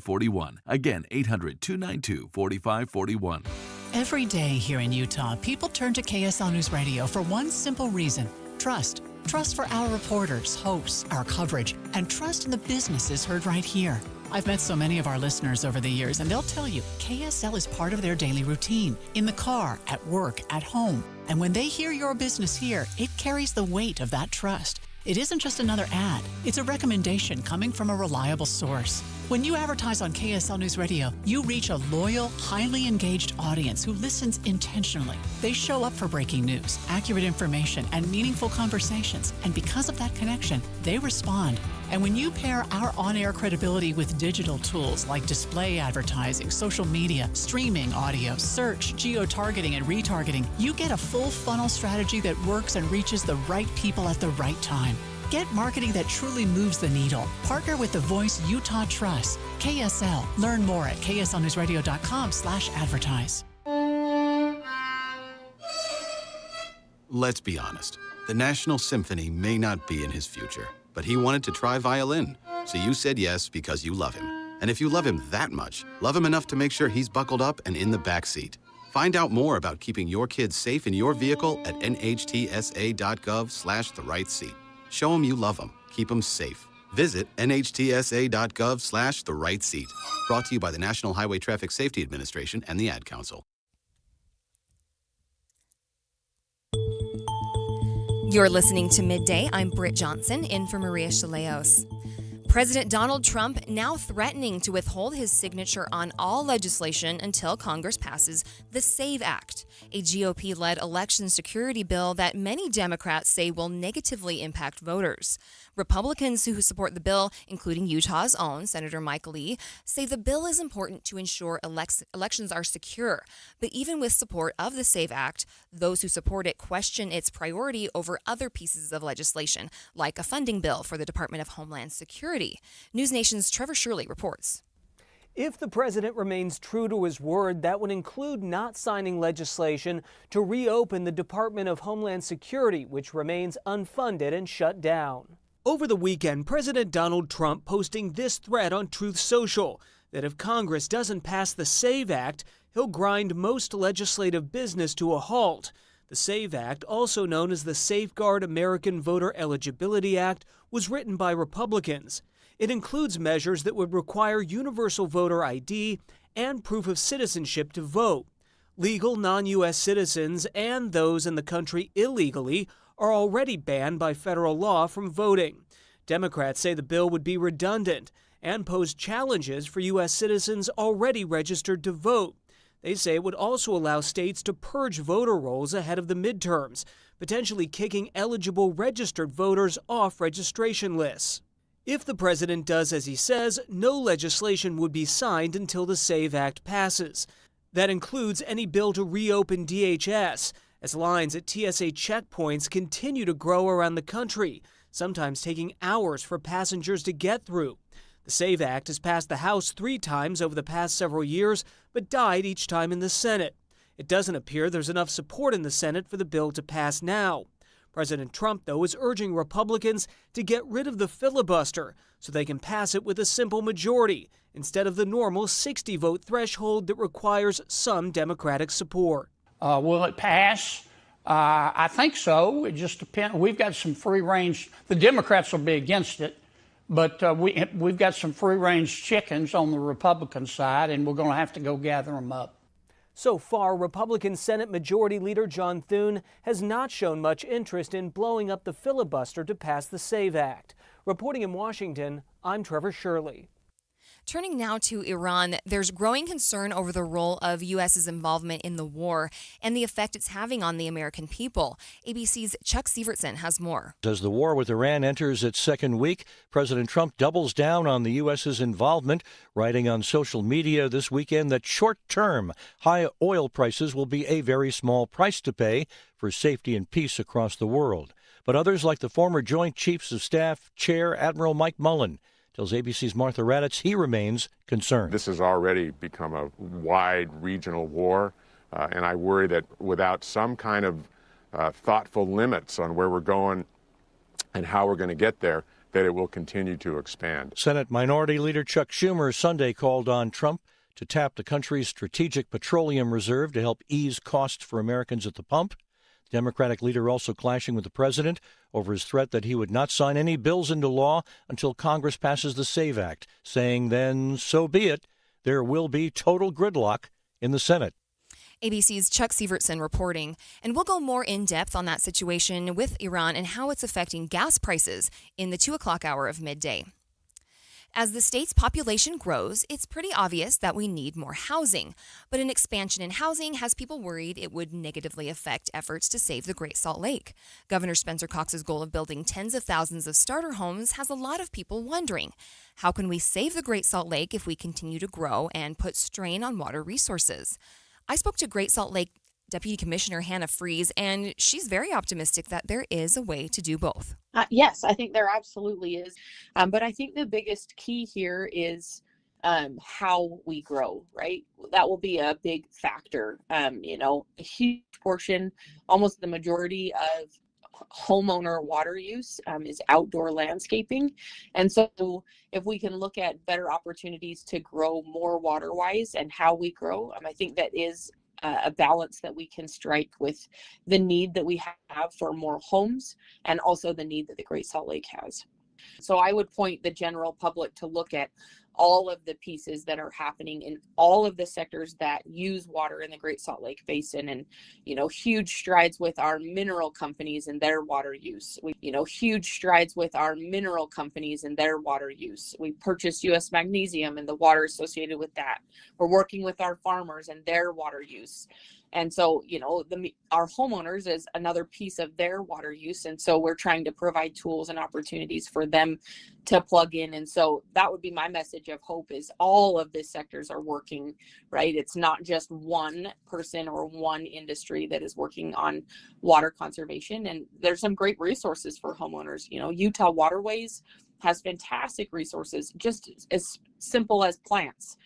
Plants that you can plant and where you can go purchase them if a homeowner wants to do that. But it really is, I think the take home message is, it's not for our homeowners. It's not, turning the sink off while you're brushing your teeth. Like, that's not going to get us there. It really is our outdoor water use that we've got to be better with. And that just is a culture shift that we are all in the middle of.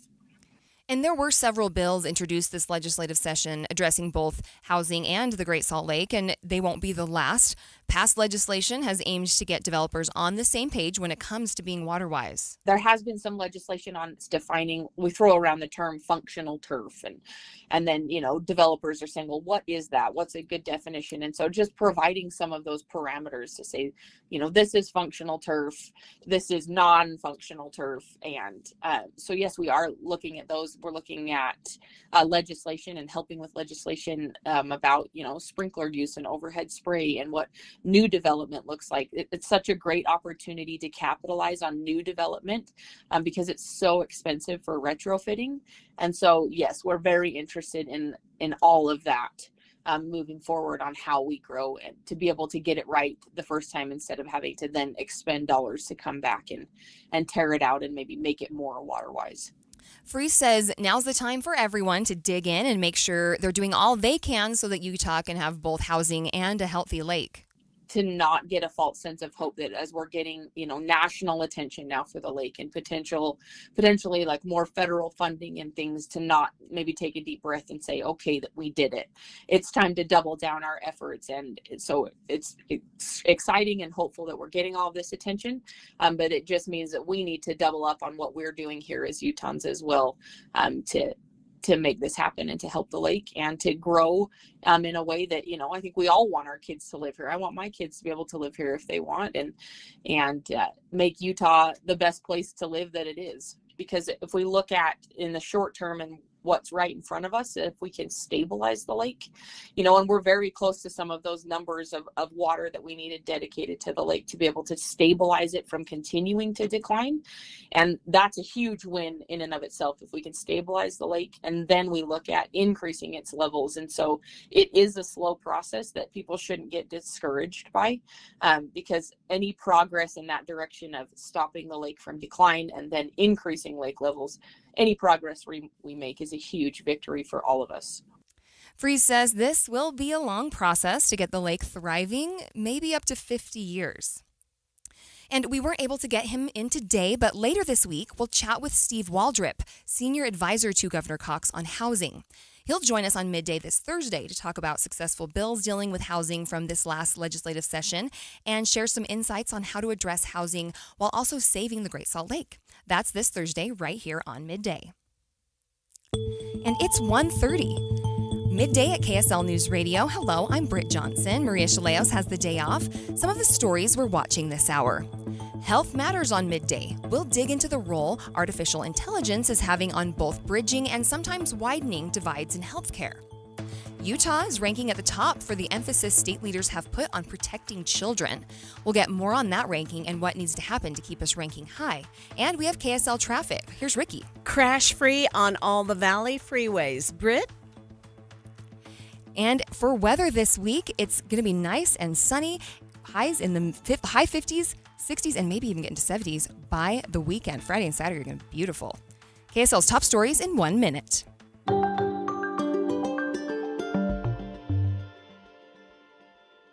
ABC News, I'm Michelle Franzen. In the second week of the war against Iran, the U.S. and Israel targeting Iran's energy infrastructure.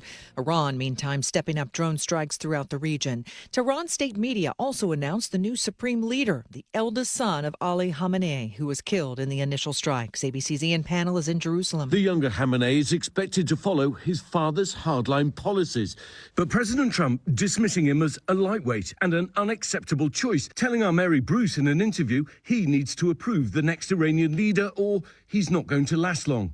Israel warning it would target any new leader. Two suspects appeared in court today in New York City charged with allegedly tossing two explosive devices outside Mayor Zoran Mamdani's official residence during weekend protests. Authorities say the incident appears to be ISIS-inspired. Volatile storms expected in parts of the South today. It follows the weekend tornado outbreak blamed for 8 deaths. This is ABC News. KSL's top story.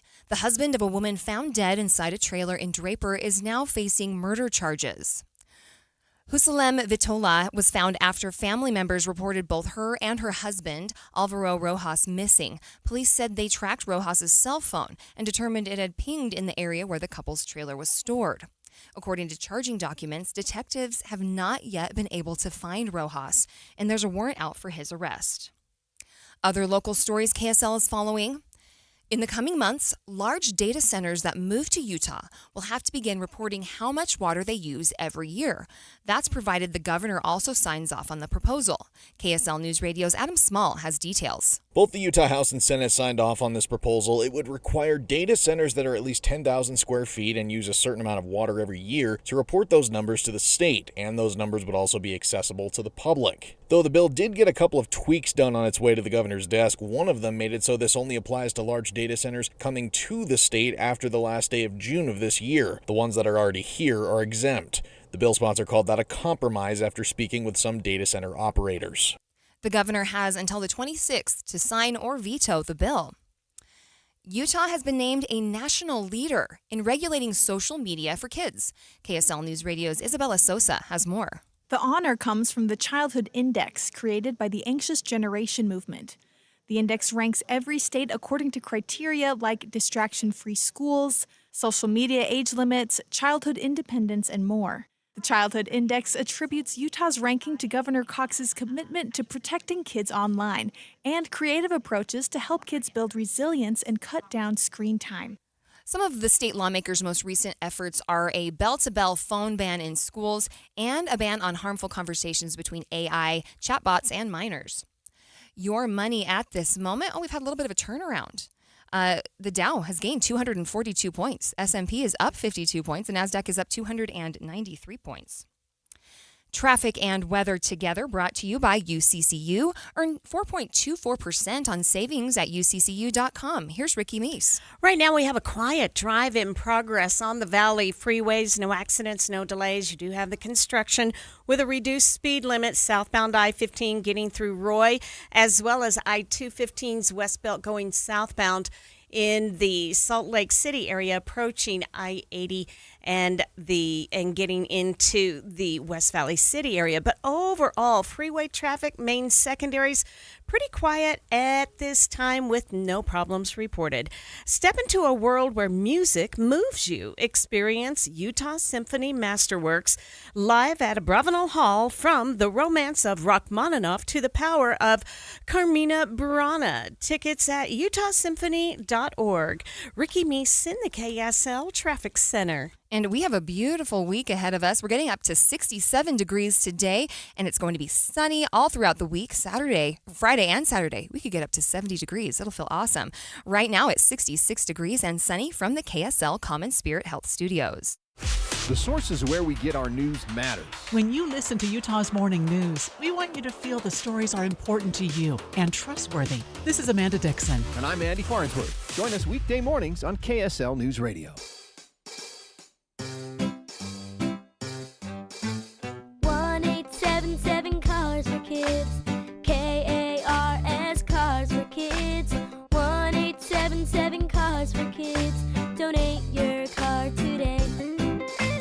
1-877 Cars for Kids. KARS Cars for Kids. 1-877 Cars for Kids. Donate your car today. Ready to get rid of that old car? Donate it to Cars for Kids. Call 877-CARS-4-KIDS to speak to a friendly live agent. Donation is super easy, and your car can be picked up as soon as tomorrow. Go to carsforkids.org now, or call 877-CARS-4-KIDS to donate your car today. 1-877 Cars for Kids.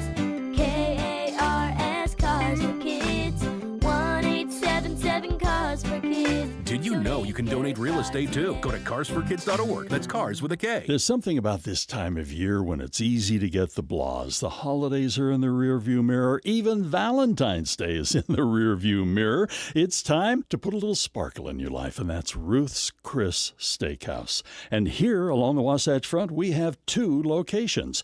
Hotel Park City. If you're up enjoying a day of skiing, wrap up that day with a delicious meal at Ruth's Chris Steakhouse. And then, of course, there are great fun activities that are happening in downtown Salt Lake City, sporting events, movies, you name it. And again, right there at 275 Southwest Temple, there's a Ruth's Chris Steakhouse waiting for you.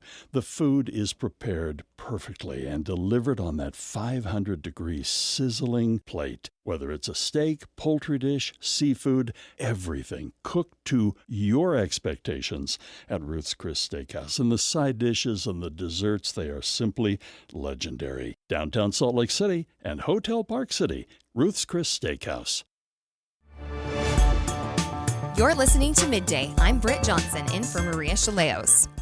Can artificial intelligence address gaps that exist in our healthcare system? On Healthcare Matters on Midday, Dr. Richard Ferguson tells Maria Shilaos, while AI can be a great tool, it can also create problems if it provides biased data. We have to remember, prior to people using ChatGPT and there was WebMD and just Dr. Google, right? You put in a question, now you can take a picture of something on your skin, help me identify what this is. And the algorithms and the large language models are improving. I feel that AI, in several ways, used as a tool, not replacing a doctor, but as a tool, can really help to address some of those gaps I mentioned earlier. So let's take, for example, earlier detection and targeted outreach to the Black population. So I feel AI can flag particular risks if it reviews a large data set. Let's say in your patient panel. Let's say you're a primary care doctor, you're out in West Valley, you want to better target those that have hypertension, diabetes, missed prenatal visits, gaps in care screening. The AI can flag and trigger proactive outreach. Maybe can trigger text messages or SMS messages to particular folks that had those gaps in cancer screening, say cervical cancer screening, or they haven't had their blood pressure checked in a year and they had a diagnosis of being an essential hypertensive. So I feel it can be proactive and it can help with care navigation and follow-up, helping folks to better overcome some of those access barriers. What I don't think it should do is be our triage and take the place of a provider to make decisions, which I think is a push because it's cheaper to create an algorithm, but you have to think about how that algorithm is trained. If you train it with flawed data that says, well, I'm just going to take this data set that doesn't factor in race. Well, who's more likely to have access to care? It's often those that have means. And so that's what often the data sets are based off of. It won't necessarily be as inclusive. So that's what I think we have to understand when you have our engineers that are building these models. You want to make sure there's a human verification step, but also leave socioeconomic and racial demographics in the data set. And then I think another thing that can help is when you have a governed clinical decision support, it can reduce unwanted or unwarranted variation. So by us being able to have AI that can nudge evidence-based care, such as guidelines, reminders, certain medication, refills it can help to narrow those gaps when it's monitored for equitable performance. But the bigger thing that we have to realize that is most concerning to me is you have biased data that goes in, you have biased output. And so if you don't understand what your source is, so you can if training data underrepresents Black patients or reflects historical undertreatment, AI can systematically under-triage certain symptoms, it can underestimate risk, or recommend less intensive care by baking inequity, I would say, into its automation. So that is my word. That's why I think it should be a tool, not replace a physician's judgment. But I think it can definitely help with helping a doctor or a clinic better identify patients and increasing their outreach. I think it definitely can do that. Taking large data sets of, say, literature that's over the last 10 years on a particular drug or agent and helping you to summarize that particular topic when making treatment decisions for anybody, not just African Americans. Right. So then how do you manage that? I mean, how do you make sure that the people who are putting together these these data sets are doing it properly and not hurting folks rather than helping them? Well, that's where our legislature comes in. And, if we're taking any tone from our federal government, we need to regulate it. We need to put some guardrails up now. Some people say no guardrails because then our competitors outside the US, they're not having guardrails. Let them just, they're going full steam. They're going to make mistakes. And they're going to break something. And I think you have to be careful with AI and how it learns. It can be a very striking tool, but it can also perpetuate flawed data. I don't want to say racist, but it can perpetuate flawed human thinking based on who's feeding. So you need those engineers to understand bias in the data sets, what might be missing from it. You almost need to take the AI and say questions like, what group is missing here? Or what zip code, what area of the city are we not taking into account? Because what eventually will happen is AI will say, well, if it will base a lot of things on outcomes. So let's say it's looking at someone based on medication refills. Well, if it says, well, this particular person or this particular community doesn't get a lot of refills. Well, they may not get a lot of refills because they're not insured or they don't have the funds to do so. But that may infer they don't need as much help as, say, the community or the individual that's getting their refills. And so that's the data that's coming in. It's able to view that and make changes on that, but it's not able to see the person that's not an entry point into the healthcare system. So if you're not counted because you don't trust or you feel your care concerns are dismissed, you're less likely to be part of the decision-making process when it comes to equity. Anything you'd like to add on AI? Trust your doctor still, okay? We did go to school for many a year. A doctor should be open to what information you bring in from your chat bot, but give them some time to explain. And we learn new things every day as well. But we have to understand, often AI wants to please, and it will make up stuff that it will be overconfident. So be wary, move slow when it comes to using AI, and focus it on a tool to aid in your decision making. Don't have it make your decisions for you. Dr. Richard Ferguson is president of Black Physicians of Utah. Midday continues in just 60 seconds. We just want to have enough money for retirement. And travel to visit our grandchildren. I understand. That's why at Fisher Investments, we start by getting to know each other, so I can learn about your family, lifestyle, goals and needs, allowing us to tailor your portfolio. What about commission-based products? We don't sell those. We're a fiduciary, obligated to act in your best interest. So how do your management fees work? We have a simple management fee based on the value of your portfolio, so we do better when you do better. We appreciate that kind of transparency. We also check in with you regularly to keep you up to date on the markets and your portfolio. Well, what other services do you offer? As a client, you have access to resources on investing, financial planning, estate planning, Social Security, Medicare, and more. Wow, sounds like Fisher Investments has everything we need. At Fisher Investments, we're clearly different. Learn more at fisherinvestments.com. Investing in securities involves the risk of loss.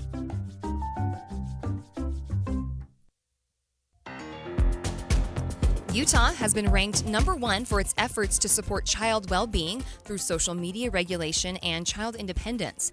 KSL News Radio's Isabella Sosa spoke to Anxious Generation Movement Senior Policy Director Casey Mock, who says our state's initiatives have shown how important this issue is, especially following the legislative session. There was a bill that passed last week that would tax social media ads, for example, in order to raise revenue to pay for the negative impacts of those products on society. And so that's a good example of the creativity that I was mentioning. That's one thing. There's 2 bills about educational technology in the classroom as well that I believe passed, the SAFE Act and what was the other one? The Balance Act.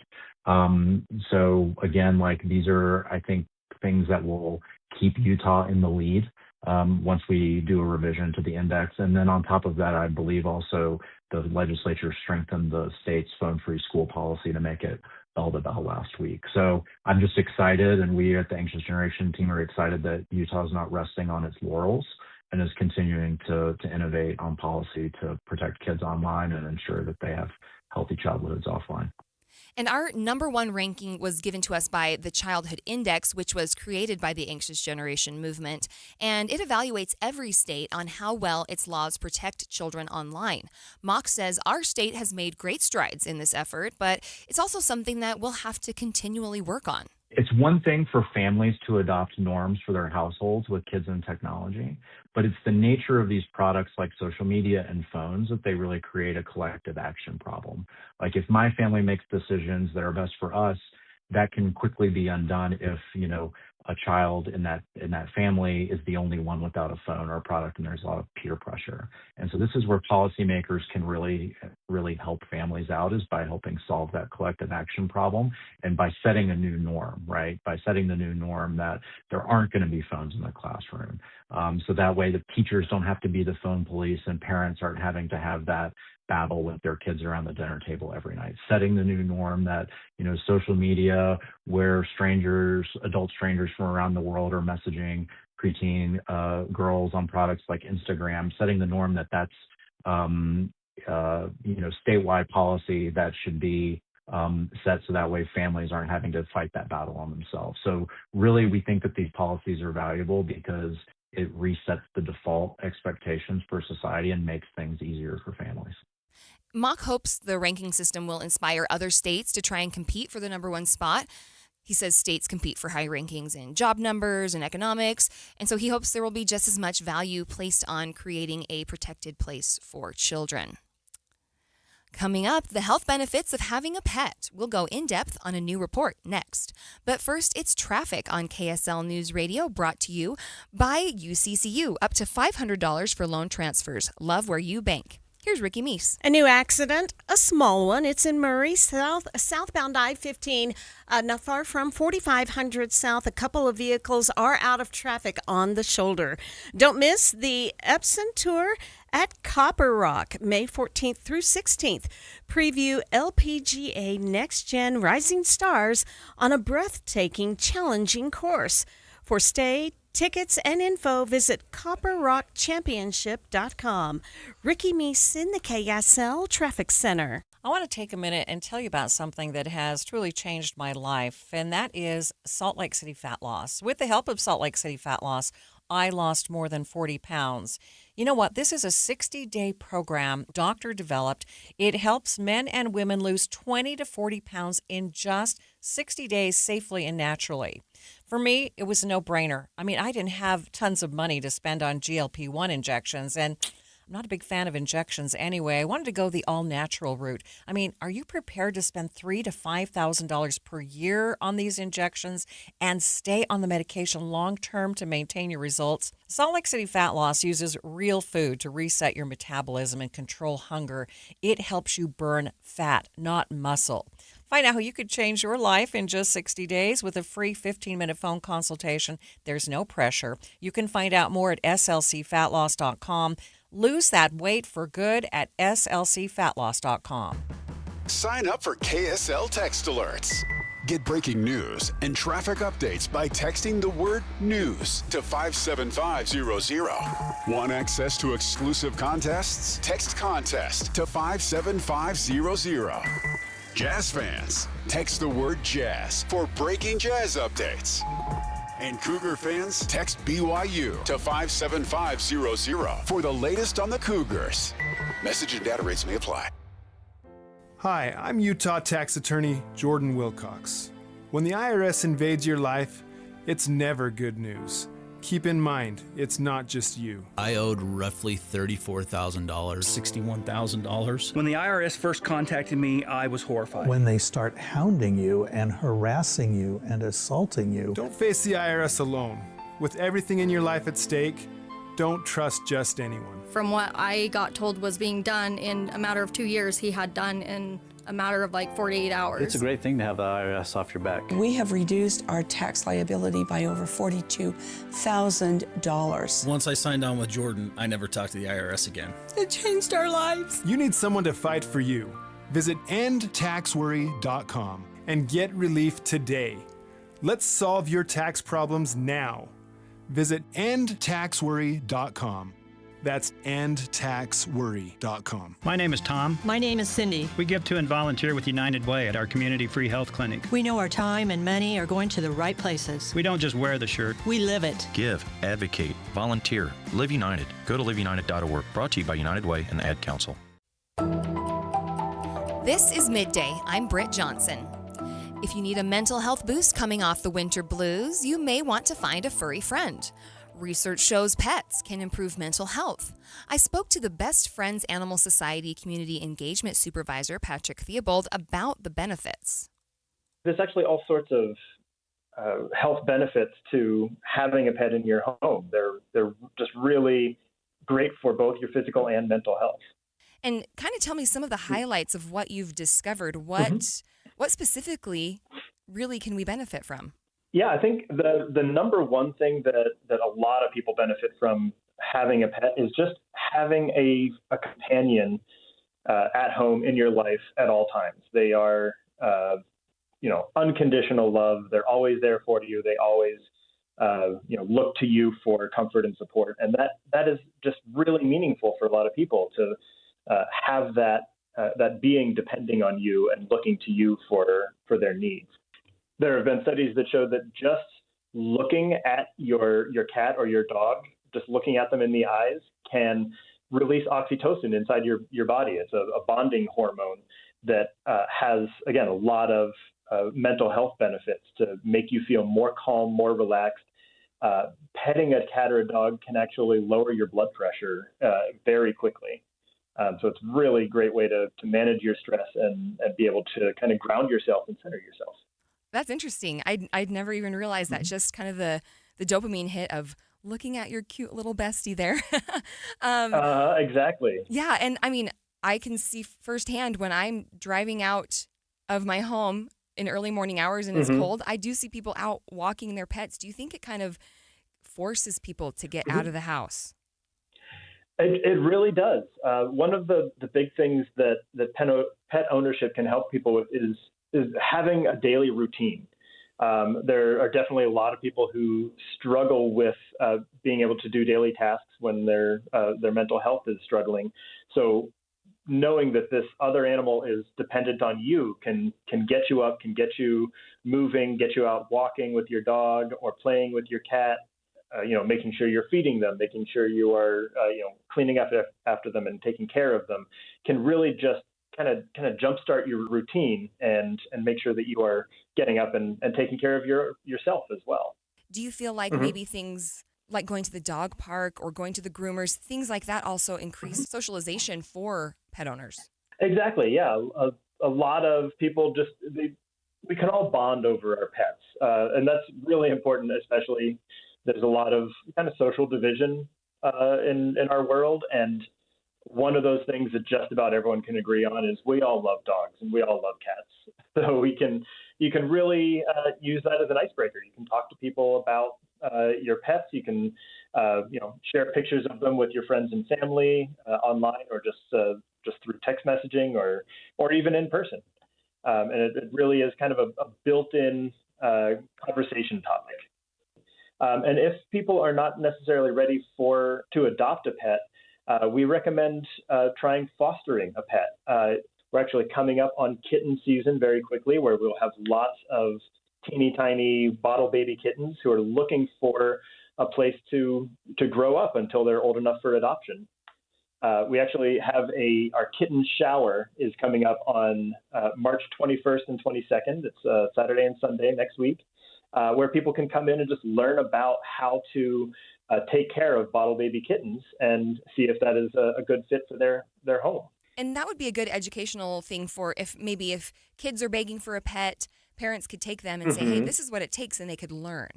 Kittens are a great way to do that because kittens are a lot of responsibility and a lot of work. So having your kids kind of take on that challenge could be a great way for them to show if they are ready for pet ownership. Now, if you can't have a house pet for whatever reason, Best Friends Animal Society also has an adventure buddy program where you can stop by and just take a dog on a walk or to the park. Theobald says even those short interactions can provide some real mental health benefits. In an effort to provide spiritual and emotional support to police officers and citizens, the West Jordan Police Department is recruiting volunteer chaplains. KSL News Radio's McKenna Rodriguez spoke to Executive Officer with West Jordan Police, Gary Cox, who says this is something the force needs. This actually started as a request from our previous chief. It's also been requested by our people. Our officers have seen a need. It's not a new program. There have been other agencies all across the country that have done things like this. So we're fortunate not to have to try and start from scratch. We've done a lot of research, and we've had a lot of help from other agencies that have worked to put these things together as well. And that way we avoid any developmental obstacles. We're in the process now of looking at applications from individuals and who are interested in helping. It's amazing to me that these people are willing to donate their time, and they have a passion to do this to help other people within the community, and particularly the police officers. The plan is to give the chaplains some training and then get them out into the field later this spring. The goal is to help give hope and comfort to people experiencing trauma, as well as officers who've gone through intense situations. Our officers, when they're out working with the public in crisis situations, placing the demand on the officers to also fulfill a role of providing direction or helpful assistance to victims, survivors from time to time, giving death notifications, those kinds of things. They will, through the police department, be helping the citizens. Their primary responsibility is to assist the officers, provide them with support as well. But like I say, when an officer goes to give like a notification about an accident or a death or something like that to one of our citizens, the chaplain can go with them and provide some spiritual support as well. Cox says the guidance will be non-denominational, but it just offers another layer of support. Often police officers need to deal with perpetrators or crime scenes and may not have the capacity to also provide emotional support to family or victims. This initiative will help bridge that gap, and the volunteer chaplains will be on call, and they'll be asked to assist on critical incidents and crisis situations. They also might join in on some ride-alongs. KSL FM Midvale. KSL Salt Lake City. From the KSL Common Spirit Health Studios, this is KSL News Radio, Utah's news, traffic, and weather station. Prices at the pump continue to skyrocket across Utah, rising an average of 45 cents in the last week. It's even worse for diesel, which is up nearly 70 cents in that same time frame. The spike coming largely thanks to the war with Iran. We are seeing just double-digit gains day after day here. Now oil at the highest level we've seen since 2022. And as we have seen, that very quickly translates into higher prices for consumers. That 50-cent increase per gallon on average. Many states we are seeing higher than that. The time is 2 o'clock on Monday, March 9th. It's midday. I'm Britt Johnson, sitting in today for Maria Shilaos. Coming up, how high could gas prices go, and how are we doing in Utah compared to the rest of the country? Are some parts of the country better than others when it comes to the price? We'll get details. Also this hour, an open house for the Church of Jesus Christ of Latter-day Saints' newest temple in Linden is just about to begin. We'll get a preview of the open house from KSL's Don Brinkerhoff. But first, our top stories. The widow of Afa'alu is suing the local chapter of a national organization after her husband was shot and killed at the No Kings rally last year. The lawsuit claims the local chapter, Utah 5051, did not follow national standards and failed to properly train the unofficial peacekeepers. It is unfortunate in the biggest sense of the word that Matt Alder was an untrained volunteer who chose not to follow basic safety protocols, failing to properly assess and attempt to de-escalate the situation before firing multiple shots at an individual whose gun was down and unloaded with thousands of people in the surrounding area. His widow, Laura, says if there had been proper planning, training, and foresight, none of this would have happened. Matt Alder is facing manslaughter charges related to Alu's death. He had his first court appearance in January. Our top national story from ABC News. 2 men arrested in New York City for allegedly throwing homemade explosives outside of the mayor's official residence over the weekend. They're now facing federal terrorism charges. Authorities say Imar Blayton and Ibrahim Kayoumi threw 2 devices during an anti-Islamic protest and counter-protest outside of Gracie Mansion. More from ABC News Chief Investigative Correspondent Eric Katursky. 2 officers who ran toward these lit devices and ended up tackling the suspect alleged to have thrown them, Amir Balat. He and Ibrahim Kayoumi are now charged with 5 counts, including an attempt to provide support to ISIS and use of weapon of mass destruction.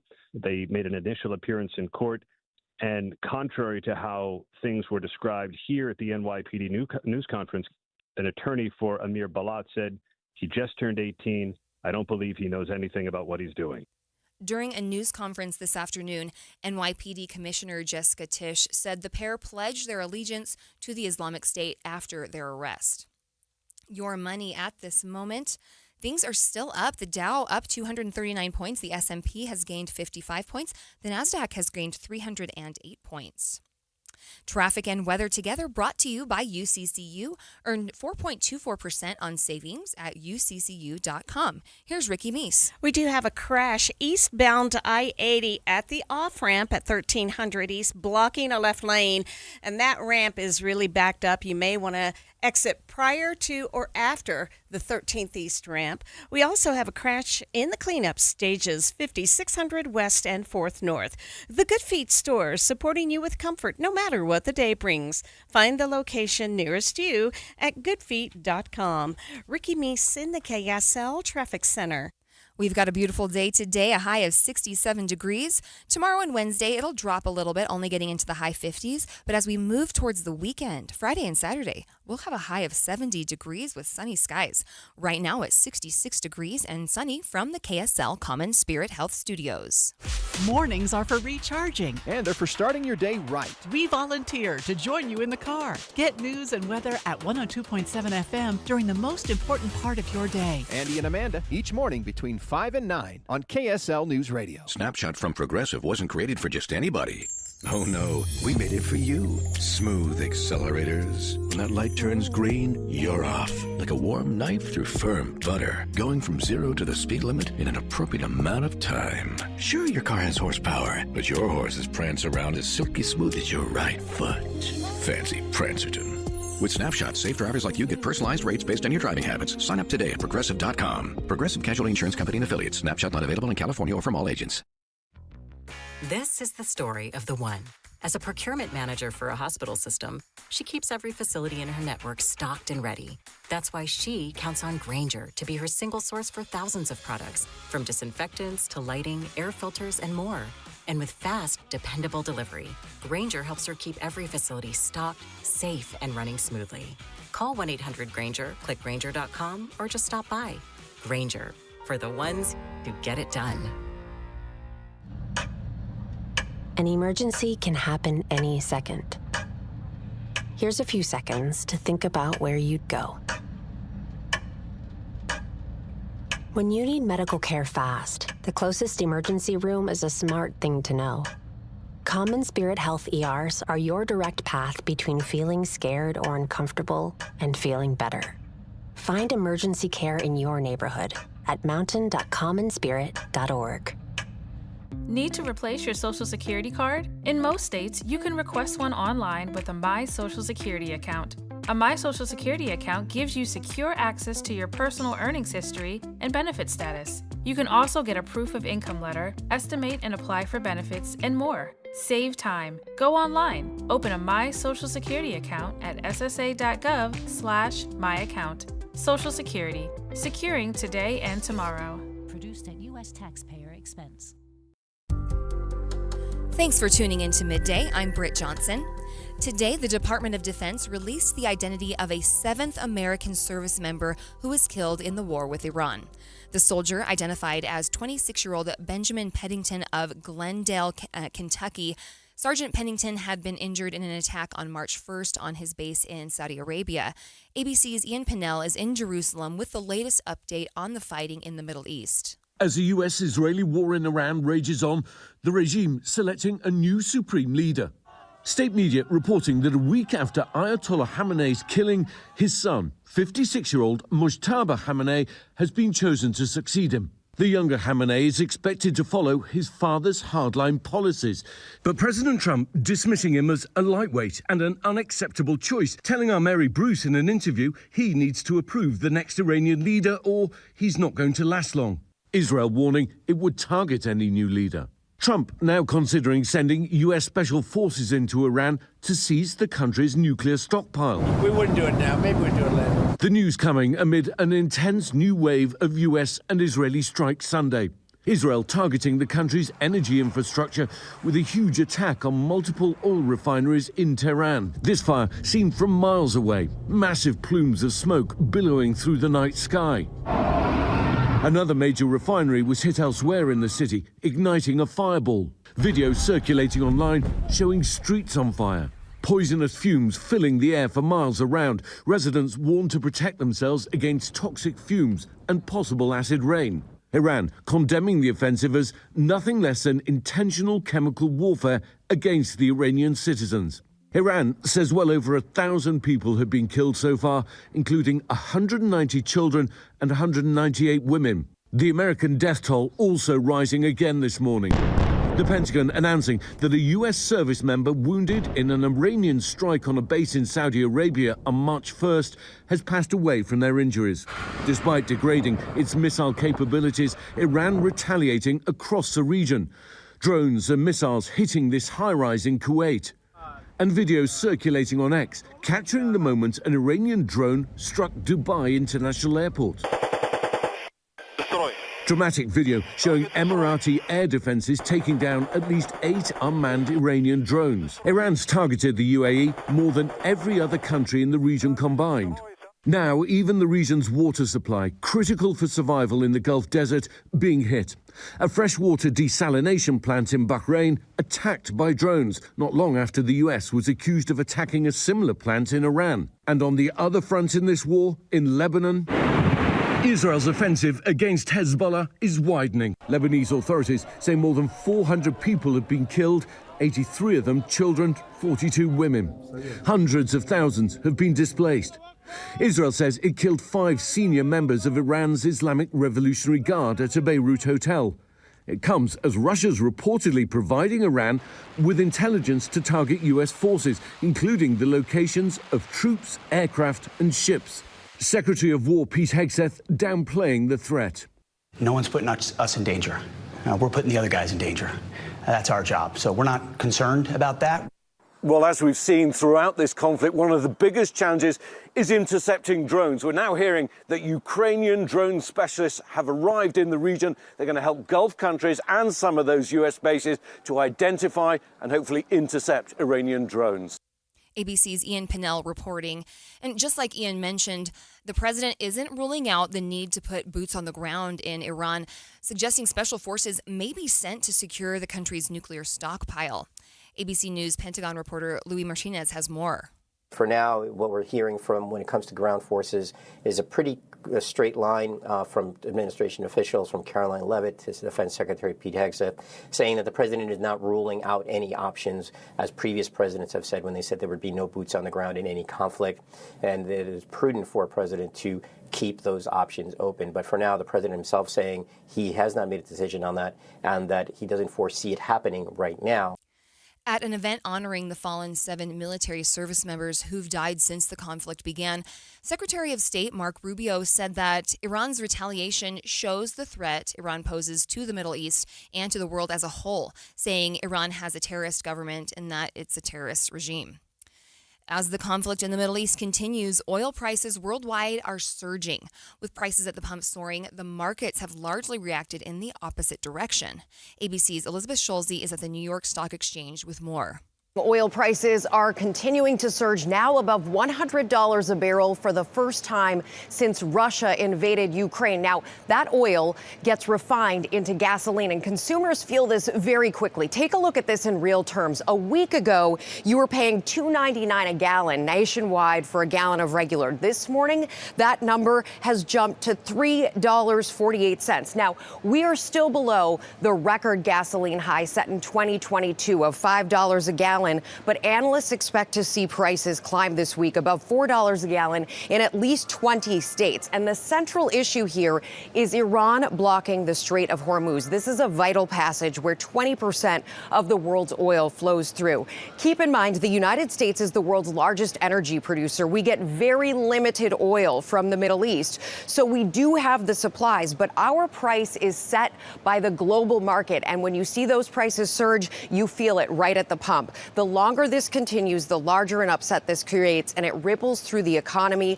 Like in airlines, United CEO said you could see that increase in jet fuel prices hit consumers quickly as far as ticket prices go. And nationwide, AAA says the price for a gallon of regular unleaded has jumped up nearly 50 cents in the last week. Here in Utah, the average price has risen 45 cents in the last week, and it's even worse for diesel. The average prices per gallon in Utah has skyrocketed nearly 70 cents. So what can consumers expect to see over the next several days? Gas Buddy petroleum analyst Patrick DeHaan has more. Well, point blank sticker shock for many Americans hitting their gas pumps, and the increases are set to re-throttle back up this week. That's with oil up 10%. Gas stations are seeing intraday rack increases. What that means in common words is gas stations are seeing their costs go up in real time again today as oil markets are jumping, and that's going to mean another round of price increases over the course of this week. Prices could jump another 15 to 35 cents a gallon for gasoline over the next 3 days as long as nothing changes. And it's going to be worse for the price of diesel, which could jump 35 to 50 cents a gallon. That would put it close to nearly a $5 a gallon national average. Now, gasoline may get closer to $4, maybe not quite there yet, but it's going to be another round of price spikes for many Americans this week. If the Strait of Hormuz reopens, we could see a significant drop in price at the pump almost immediately. But DeHaan says it'll take real action and oil tanker movement to steadily bring prices down. We're going to have to really see if ships turn on their ADS, their transponders. Do they have enough confidence to put at risk $100 to $250 million in cargoes? That's the biggest question. If we see that, oil prices could plummet by 15% rather quickly. But keep in mind, every day this situation has been ongoing. We've lost roughly 20 million barrels of oil and products that would have flowed through the market. As you've mentioned, oil-producing countries like Kuwait and Iraq already throttling back on oil production. So there's going to be some slack that still does not allow oil to fall back to its pre-war level for quite some time. Now, Secretary of Energy has said weeks. The president has illustrated weeks. I think it's going to be more measured and months. And every day the situation continues, it could add another several weeks to the recovery time. So far here in Utah, our average price for a gallon of gas hasn't risen quite as high as the national average, but it's still up there. But what's driving the price difference and which areas of the country might see higher than average jumps? ABC's Elizabeth Schulze reports. So you could very likely see the biggest increases in places like Texas, the West Coast, and the East Coast. And the reason is that those are the markets that can more readily export their products to the world market. Where there's landlocked areas in the middle of the country, in the Rockies, it's much harder to export that product. So those prices, while they will go up more slowly. The price for a barrel of crude oil sitting right now at about $86, meaning it's come down today. Stay with us. We'll be back with more in just 60 seconds. One Kind Act a Day is a program from the Semnani Family Foundation. One Kind Act a Day seeks to create kinder communities by inspiring daily acts of deliberate kindness. Their work includes programs in schools, businesses, communities, faith groups, and prisons where they help enhance the culture of kindness and increase a sense of community. The world always needs more kindness. No matter what our background or beliefs are, kindness towards others and ourselves is something that everyone can get behind. Kindness can be big or small, but the ripple effect can reach out in ways that we don't even realize. Wouldn't life be better if we were all a little more kind? You can do your part by starting today. All it takes is one kind act a day. Find out more and take the pledge of kindness at thepowerofkind.org.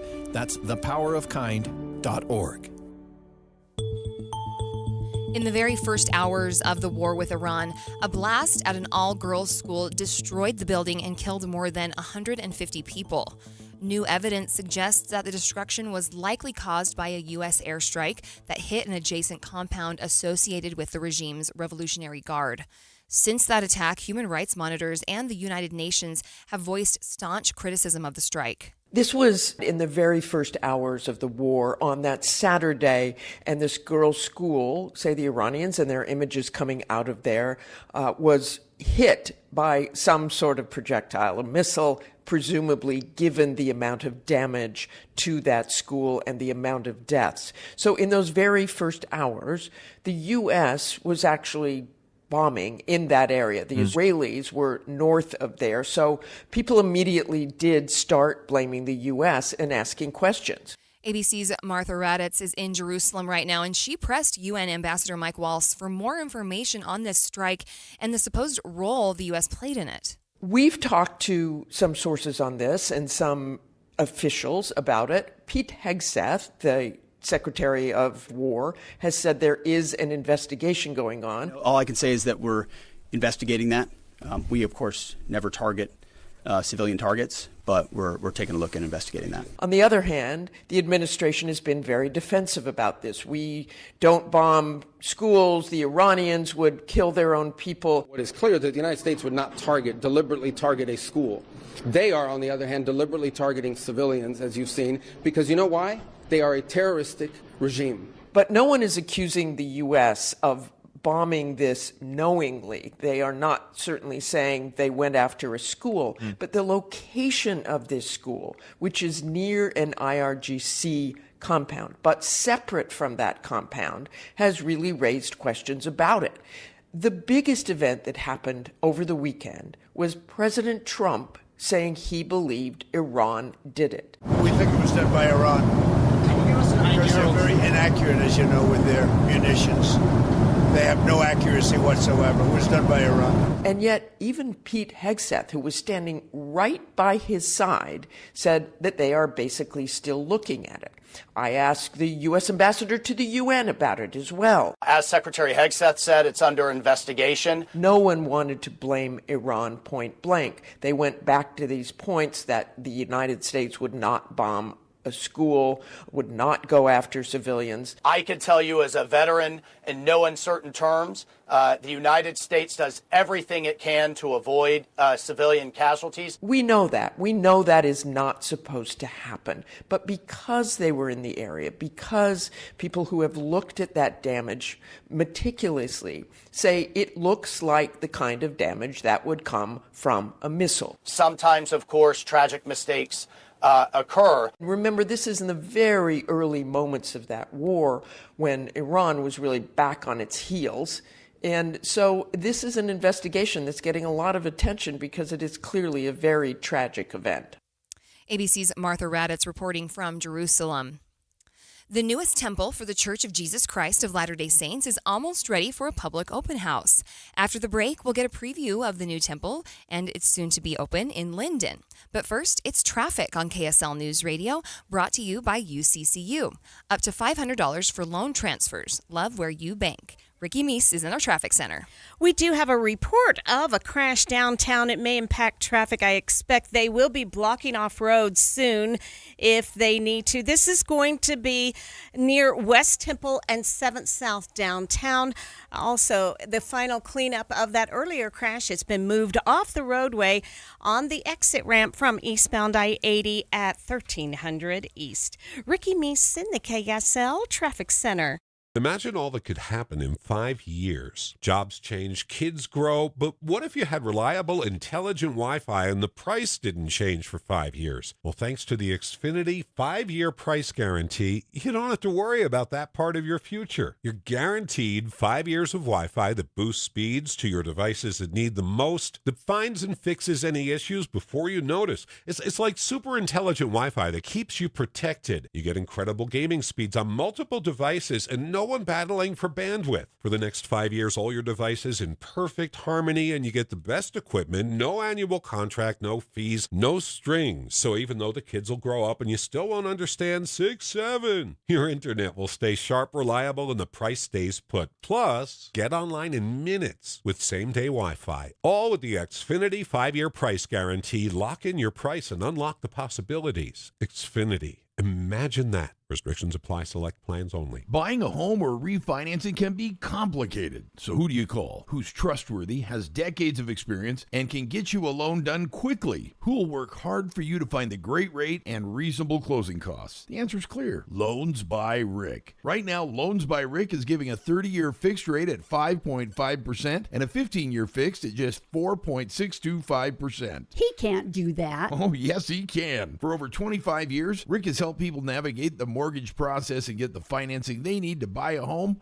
or refinance. That even includes paying off debt with a cash-out refi. And because Loans by Rick works with over 80 bank and lending relationships, we shop multiple lenders to find you the very best deal. Whether you're buying a home or refinancing, call Loans by Rick at 801-809-SAVE. That's 801-809-SAVE or visit loansbyrick.com. Rick Urgemont, NMLS 241179, Vintage Lending, NMLS 287106, Equal Housing Lender, 30-year APR 5.78%, 15-year APR 4.78%, some restrictions apply. So my friends over at Pure Talk have been sending me customer feedback from consumeraffairs.com, where thousands of people rate and review the top wireless providers. Here, for instance, is a nice note from James in Raleigh, North Carolina, who writes, quote, "After hearing Mike Rowe's ad, we made the switch to Pure Talk, and we couldn't be happier. We went from spending $1,200 a year with T-Mobile to $420 with Pure Talk. Thanks, Mike. Switch today! Exclamation point.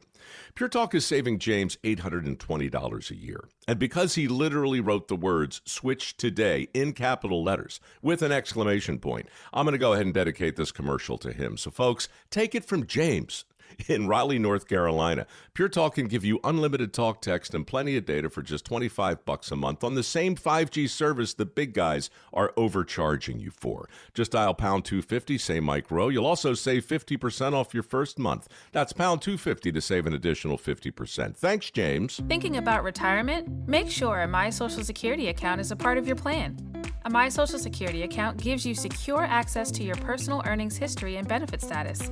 You can find out if you're eligible to receive benefits, compare retirement benefit estimates at different ages or dates, view spousal benefit estimates, and more. Plan for your future. Open a My Social Security account at ssa.gov/myaccount. Social Security, securing today and tomorrow. Produced at U.S. taxpayer expense. Hi, Grandma. What's for dinner? Hey, honey, I'm making stew tonight. Ooh, can Nina come over? I'm not sure about our new friend. I wonder if there's been any drinking going on. Alcohol at her age can lead to so many bad things. I've been meaning to ask you, what would happen if someone offered you a drink? Grandma? This is hard. She's so young, but I know I need to talk to her about it now before someone tries to give her alcohol. If anyone ever does offer you a drink, I want you to say no. I have too much respect for my family, and I don't want to get in trouble. Okay. Really? I promise, Grandma. I love you too. Okay, how about tasting this stew and telling me what you think? Some children may try alcohol as young as 9 years old. It's not too early to talk about drinking.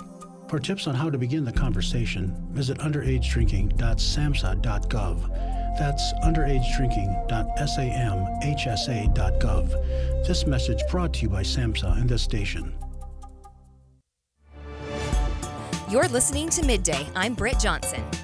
People living in and around Linden, down in Utah County, are about to get their first chance to see the inside of the latest temple for the Church of Jesus Christ of Latter-day Saints.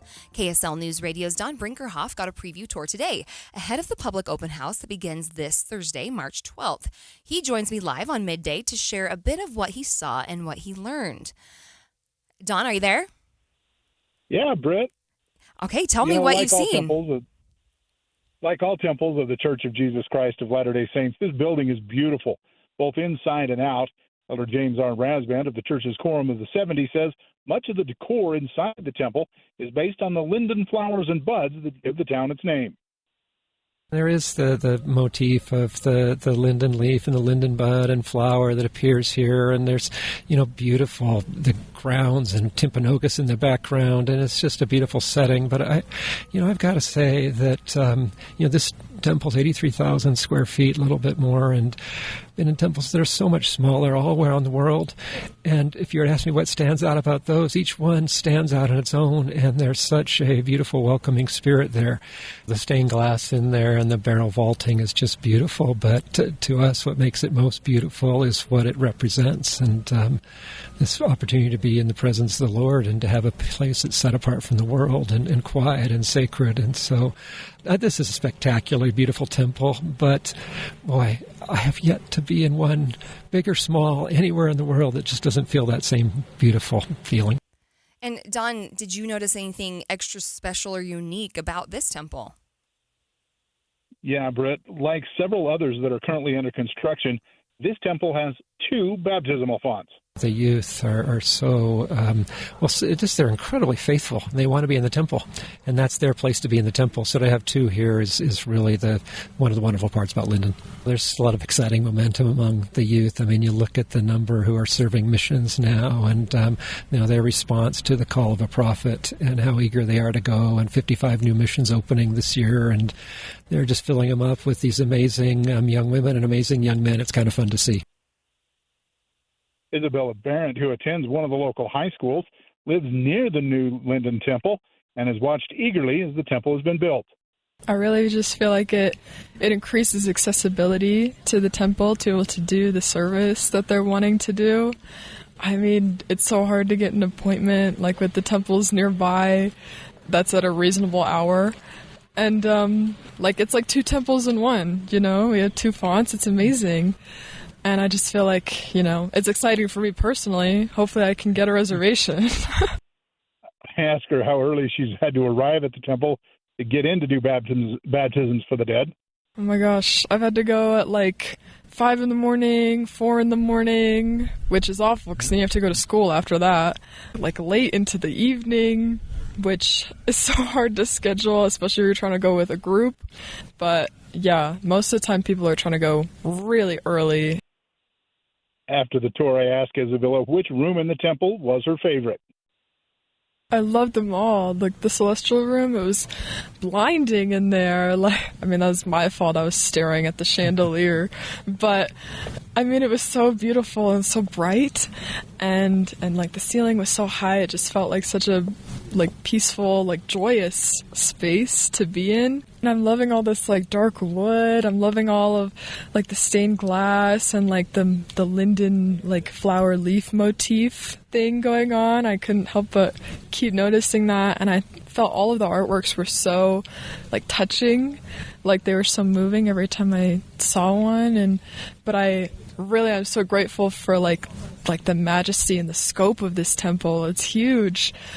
And that I get to call this one my home temple.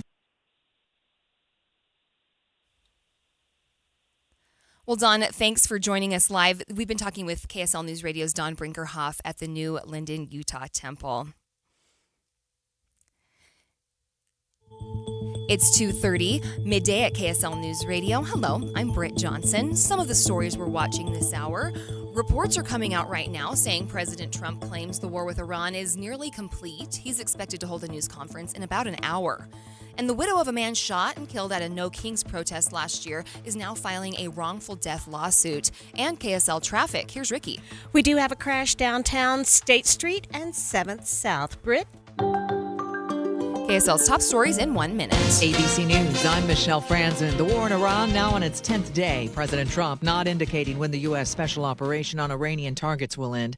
Iran continuing to launch drone strikes across the region with Americans still stranded. The State Department has announced 36,000 Americans have returned between commercial and charter options since the war began. ABC's Matt Rivers is in Beirut. The State Department says that they are continuing to offer charter flights, but at this point, the majority of people who have requested assistance previously are actually declining assistance, basically saying there's more seats on these charter flights available than the demand is for them. So it does appear that most Americans are either choosing to hunker down at this point or they're finding commercial ways to get out. 2 suspects appeared in court today in New York City, charged with tossing 2 explosive devices outside Mayor Zoran Mamdani's official residence during weekend protests. Authorities say the incident appears to be ISIS-inspired. This is ABC News. KSL's top story is breaking news. The Wayne County attorney says he will seek the death penalty for Ivan Miller, the man accused of killing 3 women in south central Utah last week. County Attorney Michael Wynn did not provide any additional details.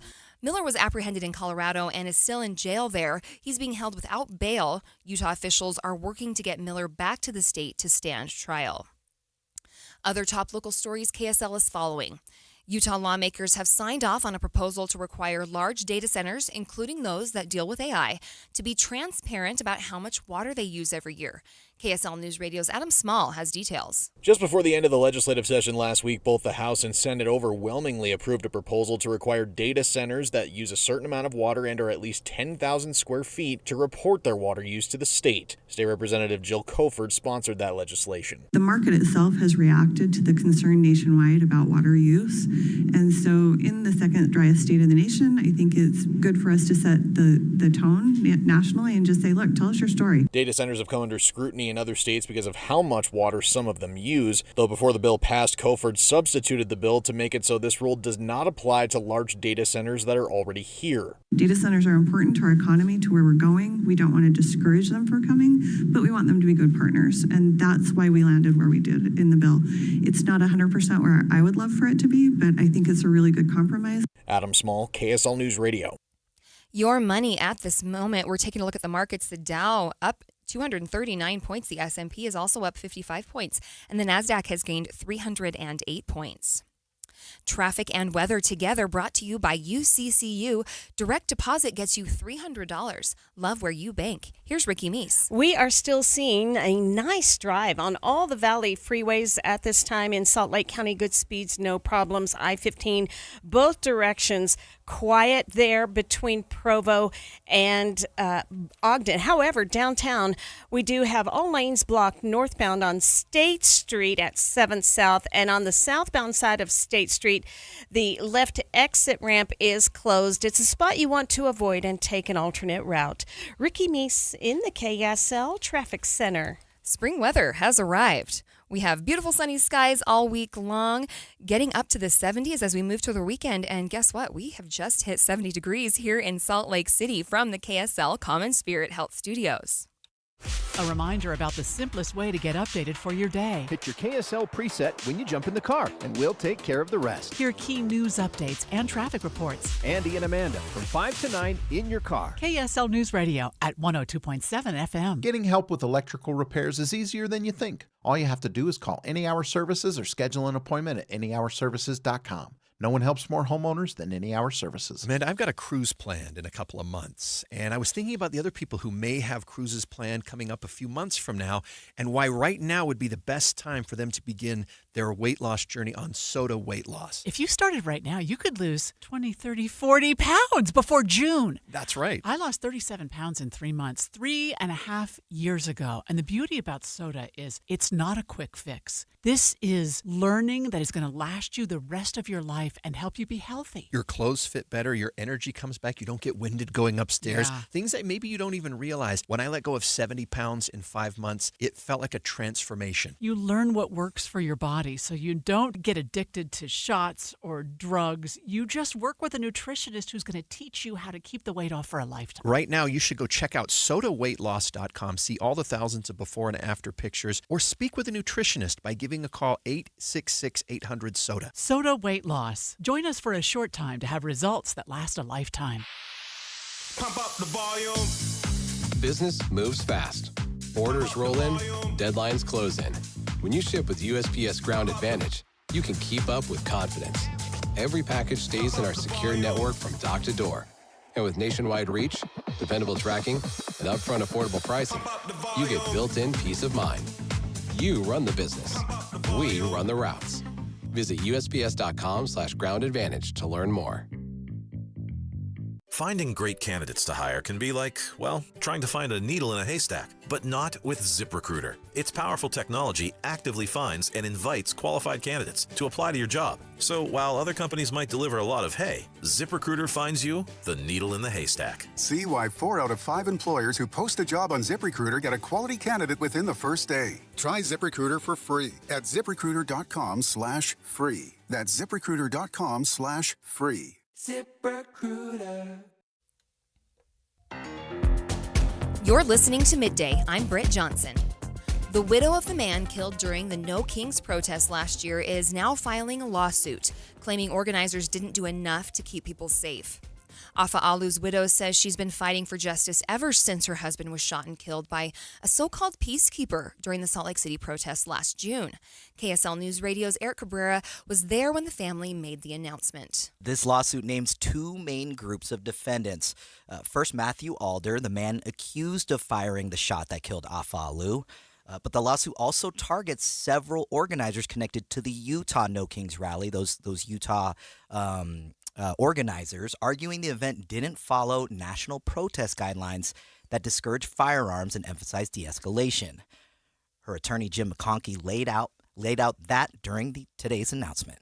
Based upon our investigation of the facts in this case, we're filing a civil lawsuit today against Matthew Scott Alder, who shot and killed Afa Alu. We're also bringing a case against the Utah, and I emphasize that, the Utah No Kings organizers of the rally at which Afa was killed. The group in Utah did not follow the national policy in significant ways. The individuals who we think are responsible for departing from the National No King standards were Samantha Cooper, Taylor Stapleton, Charles Padilla, Travis Hissel, Colin Kat Lafamo, and Wendy Garvin. We're still investigating the facts, and there may be others that bear some responsibility for what happened, namely Salt Lake City or the Salt Lake City Police Department. But at this point, we want to carefully proceed and see whether the facts would justify any causes of action there. And Eric, what did Afa's wife say about this whole ordeal that she and her family have been going through? Yeah, it was definitely an emotional moment. Laura talked about the impact this loss has had on their 2 young children who are now growing up without their dad. She says their goal with this lawsuit is not only accountability, but also making sure something like this doesn't happen again. Something that Afa lived by in his life and in his work was this: if you're going to do something, do it well. In the events leading up to his death, critical decisions were made without the careful thought and planning that situations like this demand. The choices made by multiple individuals were careless and irresponsible, and the consequences have been devastating for our family and for the many people around the world who love Afa. The weight of losing my husband has been felt every minute of every day by me and by our now 7 and 5-year-old children.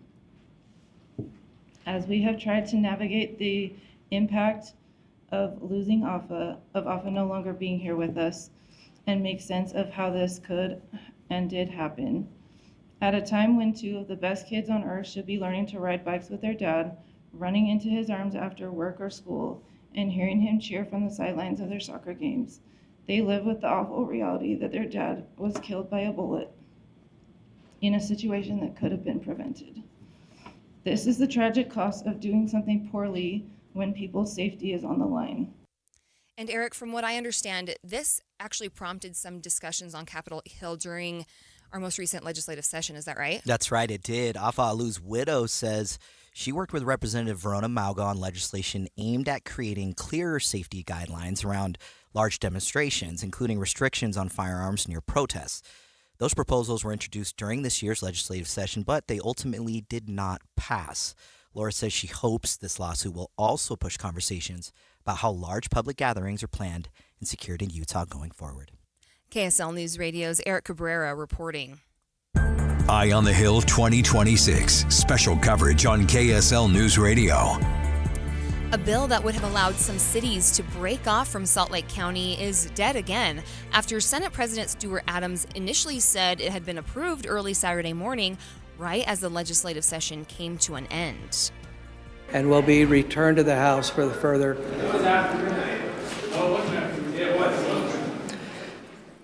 Returned to the House for their consideration. KSL.com reporter Carter Williams joined me to walk through what happened then and what happens now. It turns out it was not legal. Yeah, and so how last minute was this bill getting decided on? Yeah, so there was about 2 votes left when the clock struck midnight, ending the session. So this was very, very close to passing. At that point, it had the threshold to pass, had the vote ended at that point.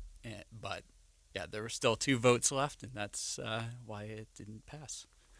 Right, and just for background for our listeners, what would this bill have done? Yeah, so this initiated a process to break up Salt Lake County for the most part. I mean, it says any county that has 1 million people, this process would apply to. There's only one county in the state, and that's Salt Lake County. Okay, and I mean, in your experience covering Utah politics, have you ever seen a reversal like this happen? Well, this whole process has been kind of a new one for me. I've been kind of looking at the legislature off and on for the last decade or so, and I've definitely not seen a vote that was kind of like this, where it had failed with about 30 minutes left in the session, then it was brought back with 3 minutes left in it, and the fact that it was still being voted on at the final moment like this was kind of a unique one. And not that I haven't seen bills that actually have been, trying to be passed at the last second, but nothing like this. It was quite different, and certainly nothing like this where it ends up creating this whole process where they have to review it afterwards and say, this didn't make it. Right, and you and I were talking about how, depending on the decision on this, it could set a precedent moving forward. So do you think this is them kind of drawing a line saying, okay, we're going to just say we've got to follow that deadline? Yeah, I think this definitely lets lawmakers know that when the clock strikes midnight, it's over. They have to make sure that everything gets done on this one. I would be curious to see if anybody in the Senate, anybody in the House just looks at and reviews the gameplay, the replay of this, because that's what I was doing just before here. And there's, about 10 seconds were lost in just reloading the bill to the calendar. There were a few seconds lost in trying to get all the votes calculated. That adds up. I mean, if without that 10-second delay, that probably passes and we don't have this discussion. Interesting. But, those 10 seconds made a huge difference. That's KSL.com reporter Carter Williams there. Midday continues in just 60 seconds. Doug Wright here with Monty at Connecticut Quality Water Systems of Salt Lake, an authorized independent dealer. Monty, give it to me straight. Why is Connecticut the premium choice over those standard electric softeners? Doug, it comes down to this. Do you want an appliance you have to babysit? Standard water softeners have microprocessors and computers that need setting and adjustment, and they use a lot more salt. So you get to haul 40-pound bags of salt down to your basement every month or so. And Connecticut? Zero electricity, 0 timers to reset, 0 downtime, and uses 70% less salt. It's a higher standard of engineering that completely removes the hassle of owning a water softener. That's what I love about my Connecticut. Dee and I never have to even think about it. We occasionally add a bag of salt and it just works, and I've never had to set or adjust anything. Do what I did and get the one that just works. Find out how soft your water could be at softwaterutah.com. That's softwaterutah.com. President Donald Trump now threatening to withhold his signature on all legislation until Congress passes the SAVE Act, a GOP-led election security bill that many Democrats say will negatively impact voters. Republicans who support the bill, including Utah's own Senator Mike Lee, say the bill is important to ensure elections are secure. But even with the support of the SAVE Act, those who support it question its priority over other pieces of legislation, like a funding bill for the Department of Homeland Security. News Nation's Trevor Shirley reports. If the president remains true to his word, that would include not signing legislation to reopen the Department of Homeland Security, which remains unfunded and shut down. Over the weekend, President Donald Trump posting this threat on Truth Social, that if Congress doesn't pass the SAVE Act, he'll grind most legislative business to a halt. The SAVE Act, also known as the Safeguard American Voter Eligibility Act, was written by Republicans. It includes measures that would require universal voter ID and proof of citizenship to vote. Legal non-U.S. citizens and those in the country illegally are already banned by federal law from voting. Democrats say the bill would be redundant and pose challenges for U.S. citizens already registered to vote. They say it would also allow states to purge voter rolls ahead of the midterms, potentially kicking eligible registered voters off registration lists. If the president does as he says, no legislation would be signed until the SAVE Act passes. That includes any bill to reopen DHS, as lines at TSA checkpoints continue to grow around the country, sometimes taking hours for passengers to get through. The SAVE Act has passed the House 3 times over the past several years, but died each time in the Senate. It doesn't appear there's enough support in the Senate for the bill to pass now. President Trump, though, is urging Republicans to get rid of the filibuster so they can pass it with a simple majority instead of the normal 60-vote threshold that requires some Democratic support. Will it pass? I think so. It just depends. We've got some free range. The Democrats will be against it, but we've got some free range chickens on the Republican side, and we're going to have to go gather them up. So far, Republican Senate Majority Leader John Thune has not shown much interest in blowing up the filibuster to pass the SAVE Act. Reporting in Washington, I'm Trevor Shirley. A new nuclear reactor, soon to be built about 130 miles northeast of Salt Lake City. Details coming up next. But first, it's traffic on KSL News Radio, brought to you by UCCU. Up to $500 for loan transfers. Love where you bank. Here's Ricky. For those who are traveling northbound I-215's West Belt, we already have some slowdowns, and it's due to a crash as you're approaching 7th North. A left lane is blocked, and we're starting to see backups to the I-80 junction. If you're headed southbound on I-15 in Salt Lake County, starting to see the first signs of traffic building going from Murray to Midvale to get ready for the drive home. Ricky Meese in the KSL Traffic Center. It's all about creativity. Dave's Bernina. Special discounts and fantastic savings. In our Provo and St. George stores. The top-of-the-line Bernina 990, L890, and 790 and 770 Pro machines are on sale. They come with a limited-time offer of free Bernina accessories, software, and sewing extras, valued from $3,000 to $4,600. Come in now. Add to all this savings, 60 months, no interest on certain models. All new Berninas come with a 5-year warranty and free classes. Buy one and get one 50% off on all Bernina hoops. Dave's Bernina has made a special purchase of previously owned Bernina 330s for only $499 while supplies last, with a 2-year warranty and free classes. Dave's Bernina, 691 East St. George Boulevard and 2017 North 550 West in Provo. Dave'sBernina.com. This week's movie show brought to you by Sound Sleep. Get a free sleep screening and a free sleep consultation by tuning in on Friday morning. Sound Sleep with 7 locations in Utah. Looking for something fun to do in Utah? Head to KSL.com/win and enter our weekly contest for your chance to score some amazing prizes. This week, you could win tickets to see Jenny Oaks Baker live. Experience Ballet West, the legend of Sleepy Hollow. Enjoy a night with the Utah Symphony. or step into history at Titanic, the exhibition. It's quick, it's free, and you could be our next big winner. Don't miss out. Enter now at ksl.com/win. Since 1947, Whipple Service Champions has been Utah's most trusted name for heating, cooling, plumbing, and electrical services. Got a high-priced repair bill from another company and you're just not sure about it? Call Whipple. Get a free, no-pressure estimate or bring us their quote for an honest second opinion. Totally free. Whipple Service Champions, Utah's first place for second opinions since 1947. Call 385-273-7167 for your free estimate today. 385-273-7167. Are your investments in the right accounts? What's best, traditional or Roth? Are you receiving all available tax deductions? Are you paying as little in tax as you can? These are all questions you can't afford to get wrong. Hi, I'm Jeff Jr., founder of Trajan Wealth, and in many cases, it's not what you make, but it's what you keep that makes the real difference. Trajan Wealth and Trajan Tax work closely together exclusively. No more guessing about whether you should do a Roth conversion, or if maxing out your 401k is really the best option. Our nationally recognized fiduciary advisors and CPA team work in tandem to make sure your tax strategy works with your investment strategy. We'll even do your tax preparation. One team, one strategy. Isn't it time for a second opinion? Call Trajan today, 801-207-9900. That's 801-207-9900. Trajan Wealth, an SEC registered investment advisor. Additional services through Trajan Estate and Trajan Tax. Additional disclosures and accreditation at TrajanWealth.com. Who is Farm Bureau Financial Services? At our core, we're relationship builders.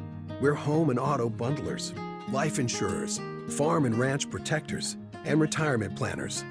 We're neighbors, community members, and friends. We're the people you can count on now and for years to come. Find a Farm Bureau agent at fbfs.com/protect. Farm Bureau Property and Casualty Insurance Company, Western Agricultural Insurance Company, Farm Bureau Life Insurance Company. Breaking news here on Midday. President Trump is speaking at a GOP policy conference ahead of a major news conference he's holding in about an hour, and we're going to listen in for just a moment. I've seen guys at the end of the line, the wives aren't exactly shaken up.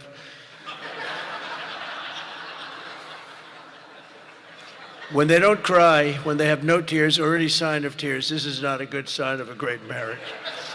But he must have a great marriage, because she was just devastated. She was going to lose her guy.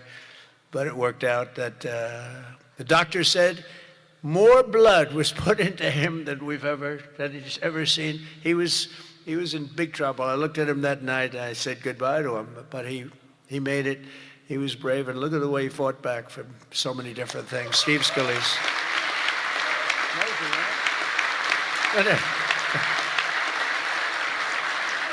And we have another one, Tom Emmer, who I really got to know over the last few years, and I'll tell you, he's a winner. He's a champion with another great wife. We got good wives up in there. Let's say great wife, fine husband. But Tom is We'll continue to follow what President Trump is talking about in his conference here on KSL News Radio. And back to local news now. A construction permit for a commercial nuclear reactor in Wyoming was approved, and it'll sit about 130 miles northeast of Salt Lake City. KSL News Radio's McKenna Rodriguez spoke to Scott Burnell with the Regulatory Commission, and he says this is historic. This would be the first nuclear reactor to operate in Wyoming. And it would be the first commercial nuclear power plant that the NRC has authorized construction for in about the past 10 years. We are very close to actually handing over the permit that would let them start construction, and then it would be up to TerraPower to set the schedule for when they would complete the project. TerraPower is a nuclear energy company founded by Bill Gates. Brunel says this particular power plant would be used to help the entire grid in the Mountain West. TerraPower came to the NRC a couple of years ago and submitted an application. They outlined how they would build the plant next to a coal-fired power plant that is in the process of closing. And their idea was if the reactor can be authorized, built, and eventually operated, it would take the place of that coal plant and continue to provide electricity to the grid in the Mountain West. The setup would be that this nuclear power plant would simply be providing energy to the grid and not any particular user.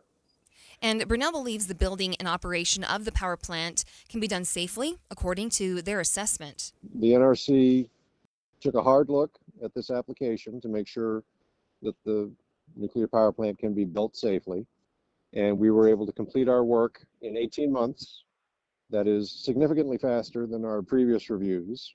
We are following guidance from Congress and from the White House to conduct our reviews as efficiently and as effectively as possible. And we feel this 18-month review is a great example of how we can meet that standard.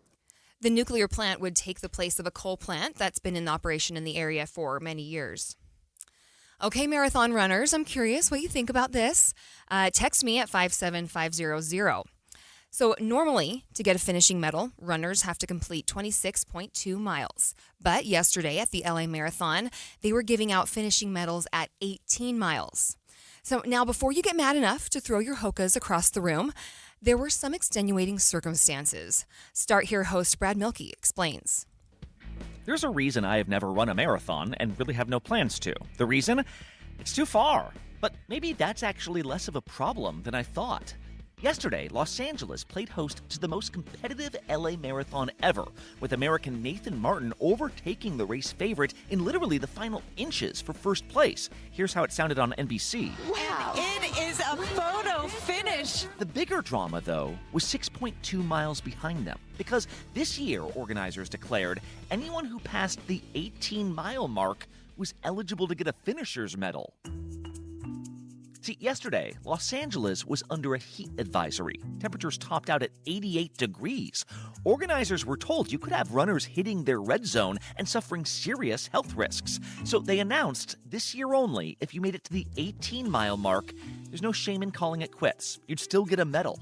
This decision divided the running community. While some saw it as a smart way to prevent people from pushing themselves to heat exhaustion, potentially saving lives, others saw it as, well, soft. If you take the mile 18 finisher medal at the LA Marathon, come on. Social media was flooded with marathoners like this guy, Take the Stairs One on Instagram, saying, yeah, marathons are hard. That's the point. There's no shame in calling it quits, but you also shouldn't get credit for doing something you didn't. It's not a participation trophy problem, because that's not what it is. It's a finisher medal. It's worse, because it says finisher. It's stolen valor. In fact, one quirk of the Los Angeles course is that at mile 18, you actually go right past the finishing line. There's eventually a U-turn further west, meaning for a few miles, every step you take, you do it knowing you're going to have to take another step coming right back. That psychological wall, many athletes say, is the thing that often separates finishers from non-finishers. A marathon is literally about pushing yourself beyond what we think we're capable of. What if it's hot next year? Are we seriously going to start pretending marathons are only 18 miles to save people's pride? Doctors, though, say good runners should and do ask themselves if they should drop out. Dull aches are one thing, sharp pains, though, are another. Chest pains, in particular, should get immediate attention, as well as confusion or dizziness at the risk of heat stroke or even organ failure. But this is the whole problem organizers were trying to address. It's tough to diagnose yourself while running. Maybe it seems like it's worth it in the moment. We're not reliable narrators. In fact, in the origin story of the original marathon a couple thousand years ago, there's one detail many forget. In one version of the story, at least, when Phidippides completed his heroic 26.2-mile run, he immediately dropped dead from exhaustion. Then again, he never asked for a medal.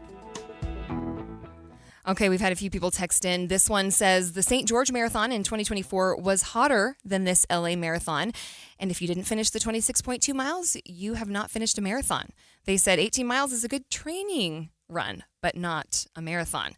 We had someone else chime in and said, nope, you should only get a finisher medal if you actually finish at 26.2 miles, rain or shine. So far our texters say, no, not that 18.2 or the 18 miles. I don't know. All of it sounds a little bit miserable. Well, thank you for joining Midday. Next up is our afternoon drive show with Jeff Kaplan here on KSL News Radio. KSL FM Midvale. KSL Salt Lake City. From the KSL Common Spirit Health Studios, this is KSL News Radio. Utah's news, traffic, and weather station.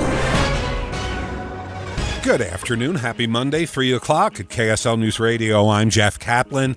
We're at 66 degrees in Salt Lake City, KSL's top story. A lawsuit has been filed over the shooting death of Afa Liu at the No Kings protest last year. His widow claims the organizers of that anti-Trump protest didn't do enough to keep people safe. KSL News Radio's Eric Cabrera joining us live with the story. Eric? Jeff, the lawsuit centers on the shooting death of Afa Liu, who investigators say was killed when a volunteer peacekeeper fired a gun into the crowd during the No Kings rally in Salt Lake City. It names accused gunman Matthew Alder and several organizers connected to the rally. Liu's widow Laura says a day hasn't gone by that they haven't felt the effects of that day. At a time when two of the best kids on earth should be learning to ride bikes with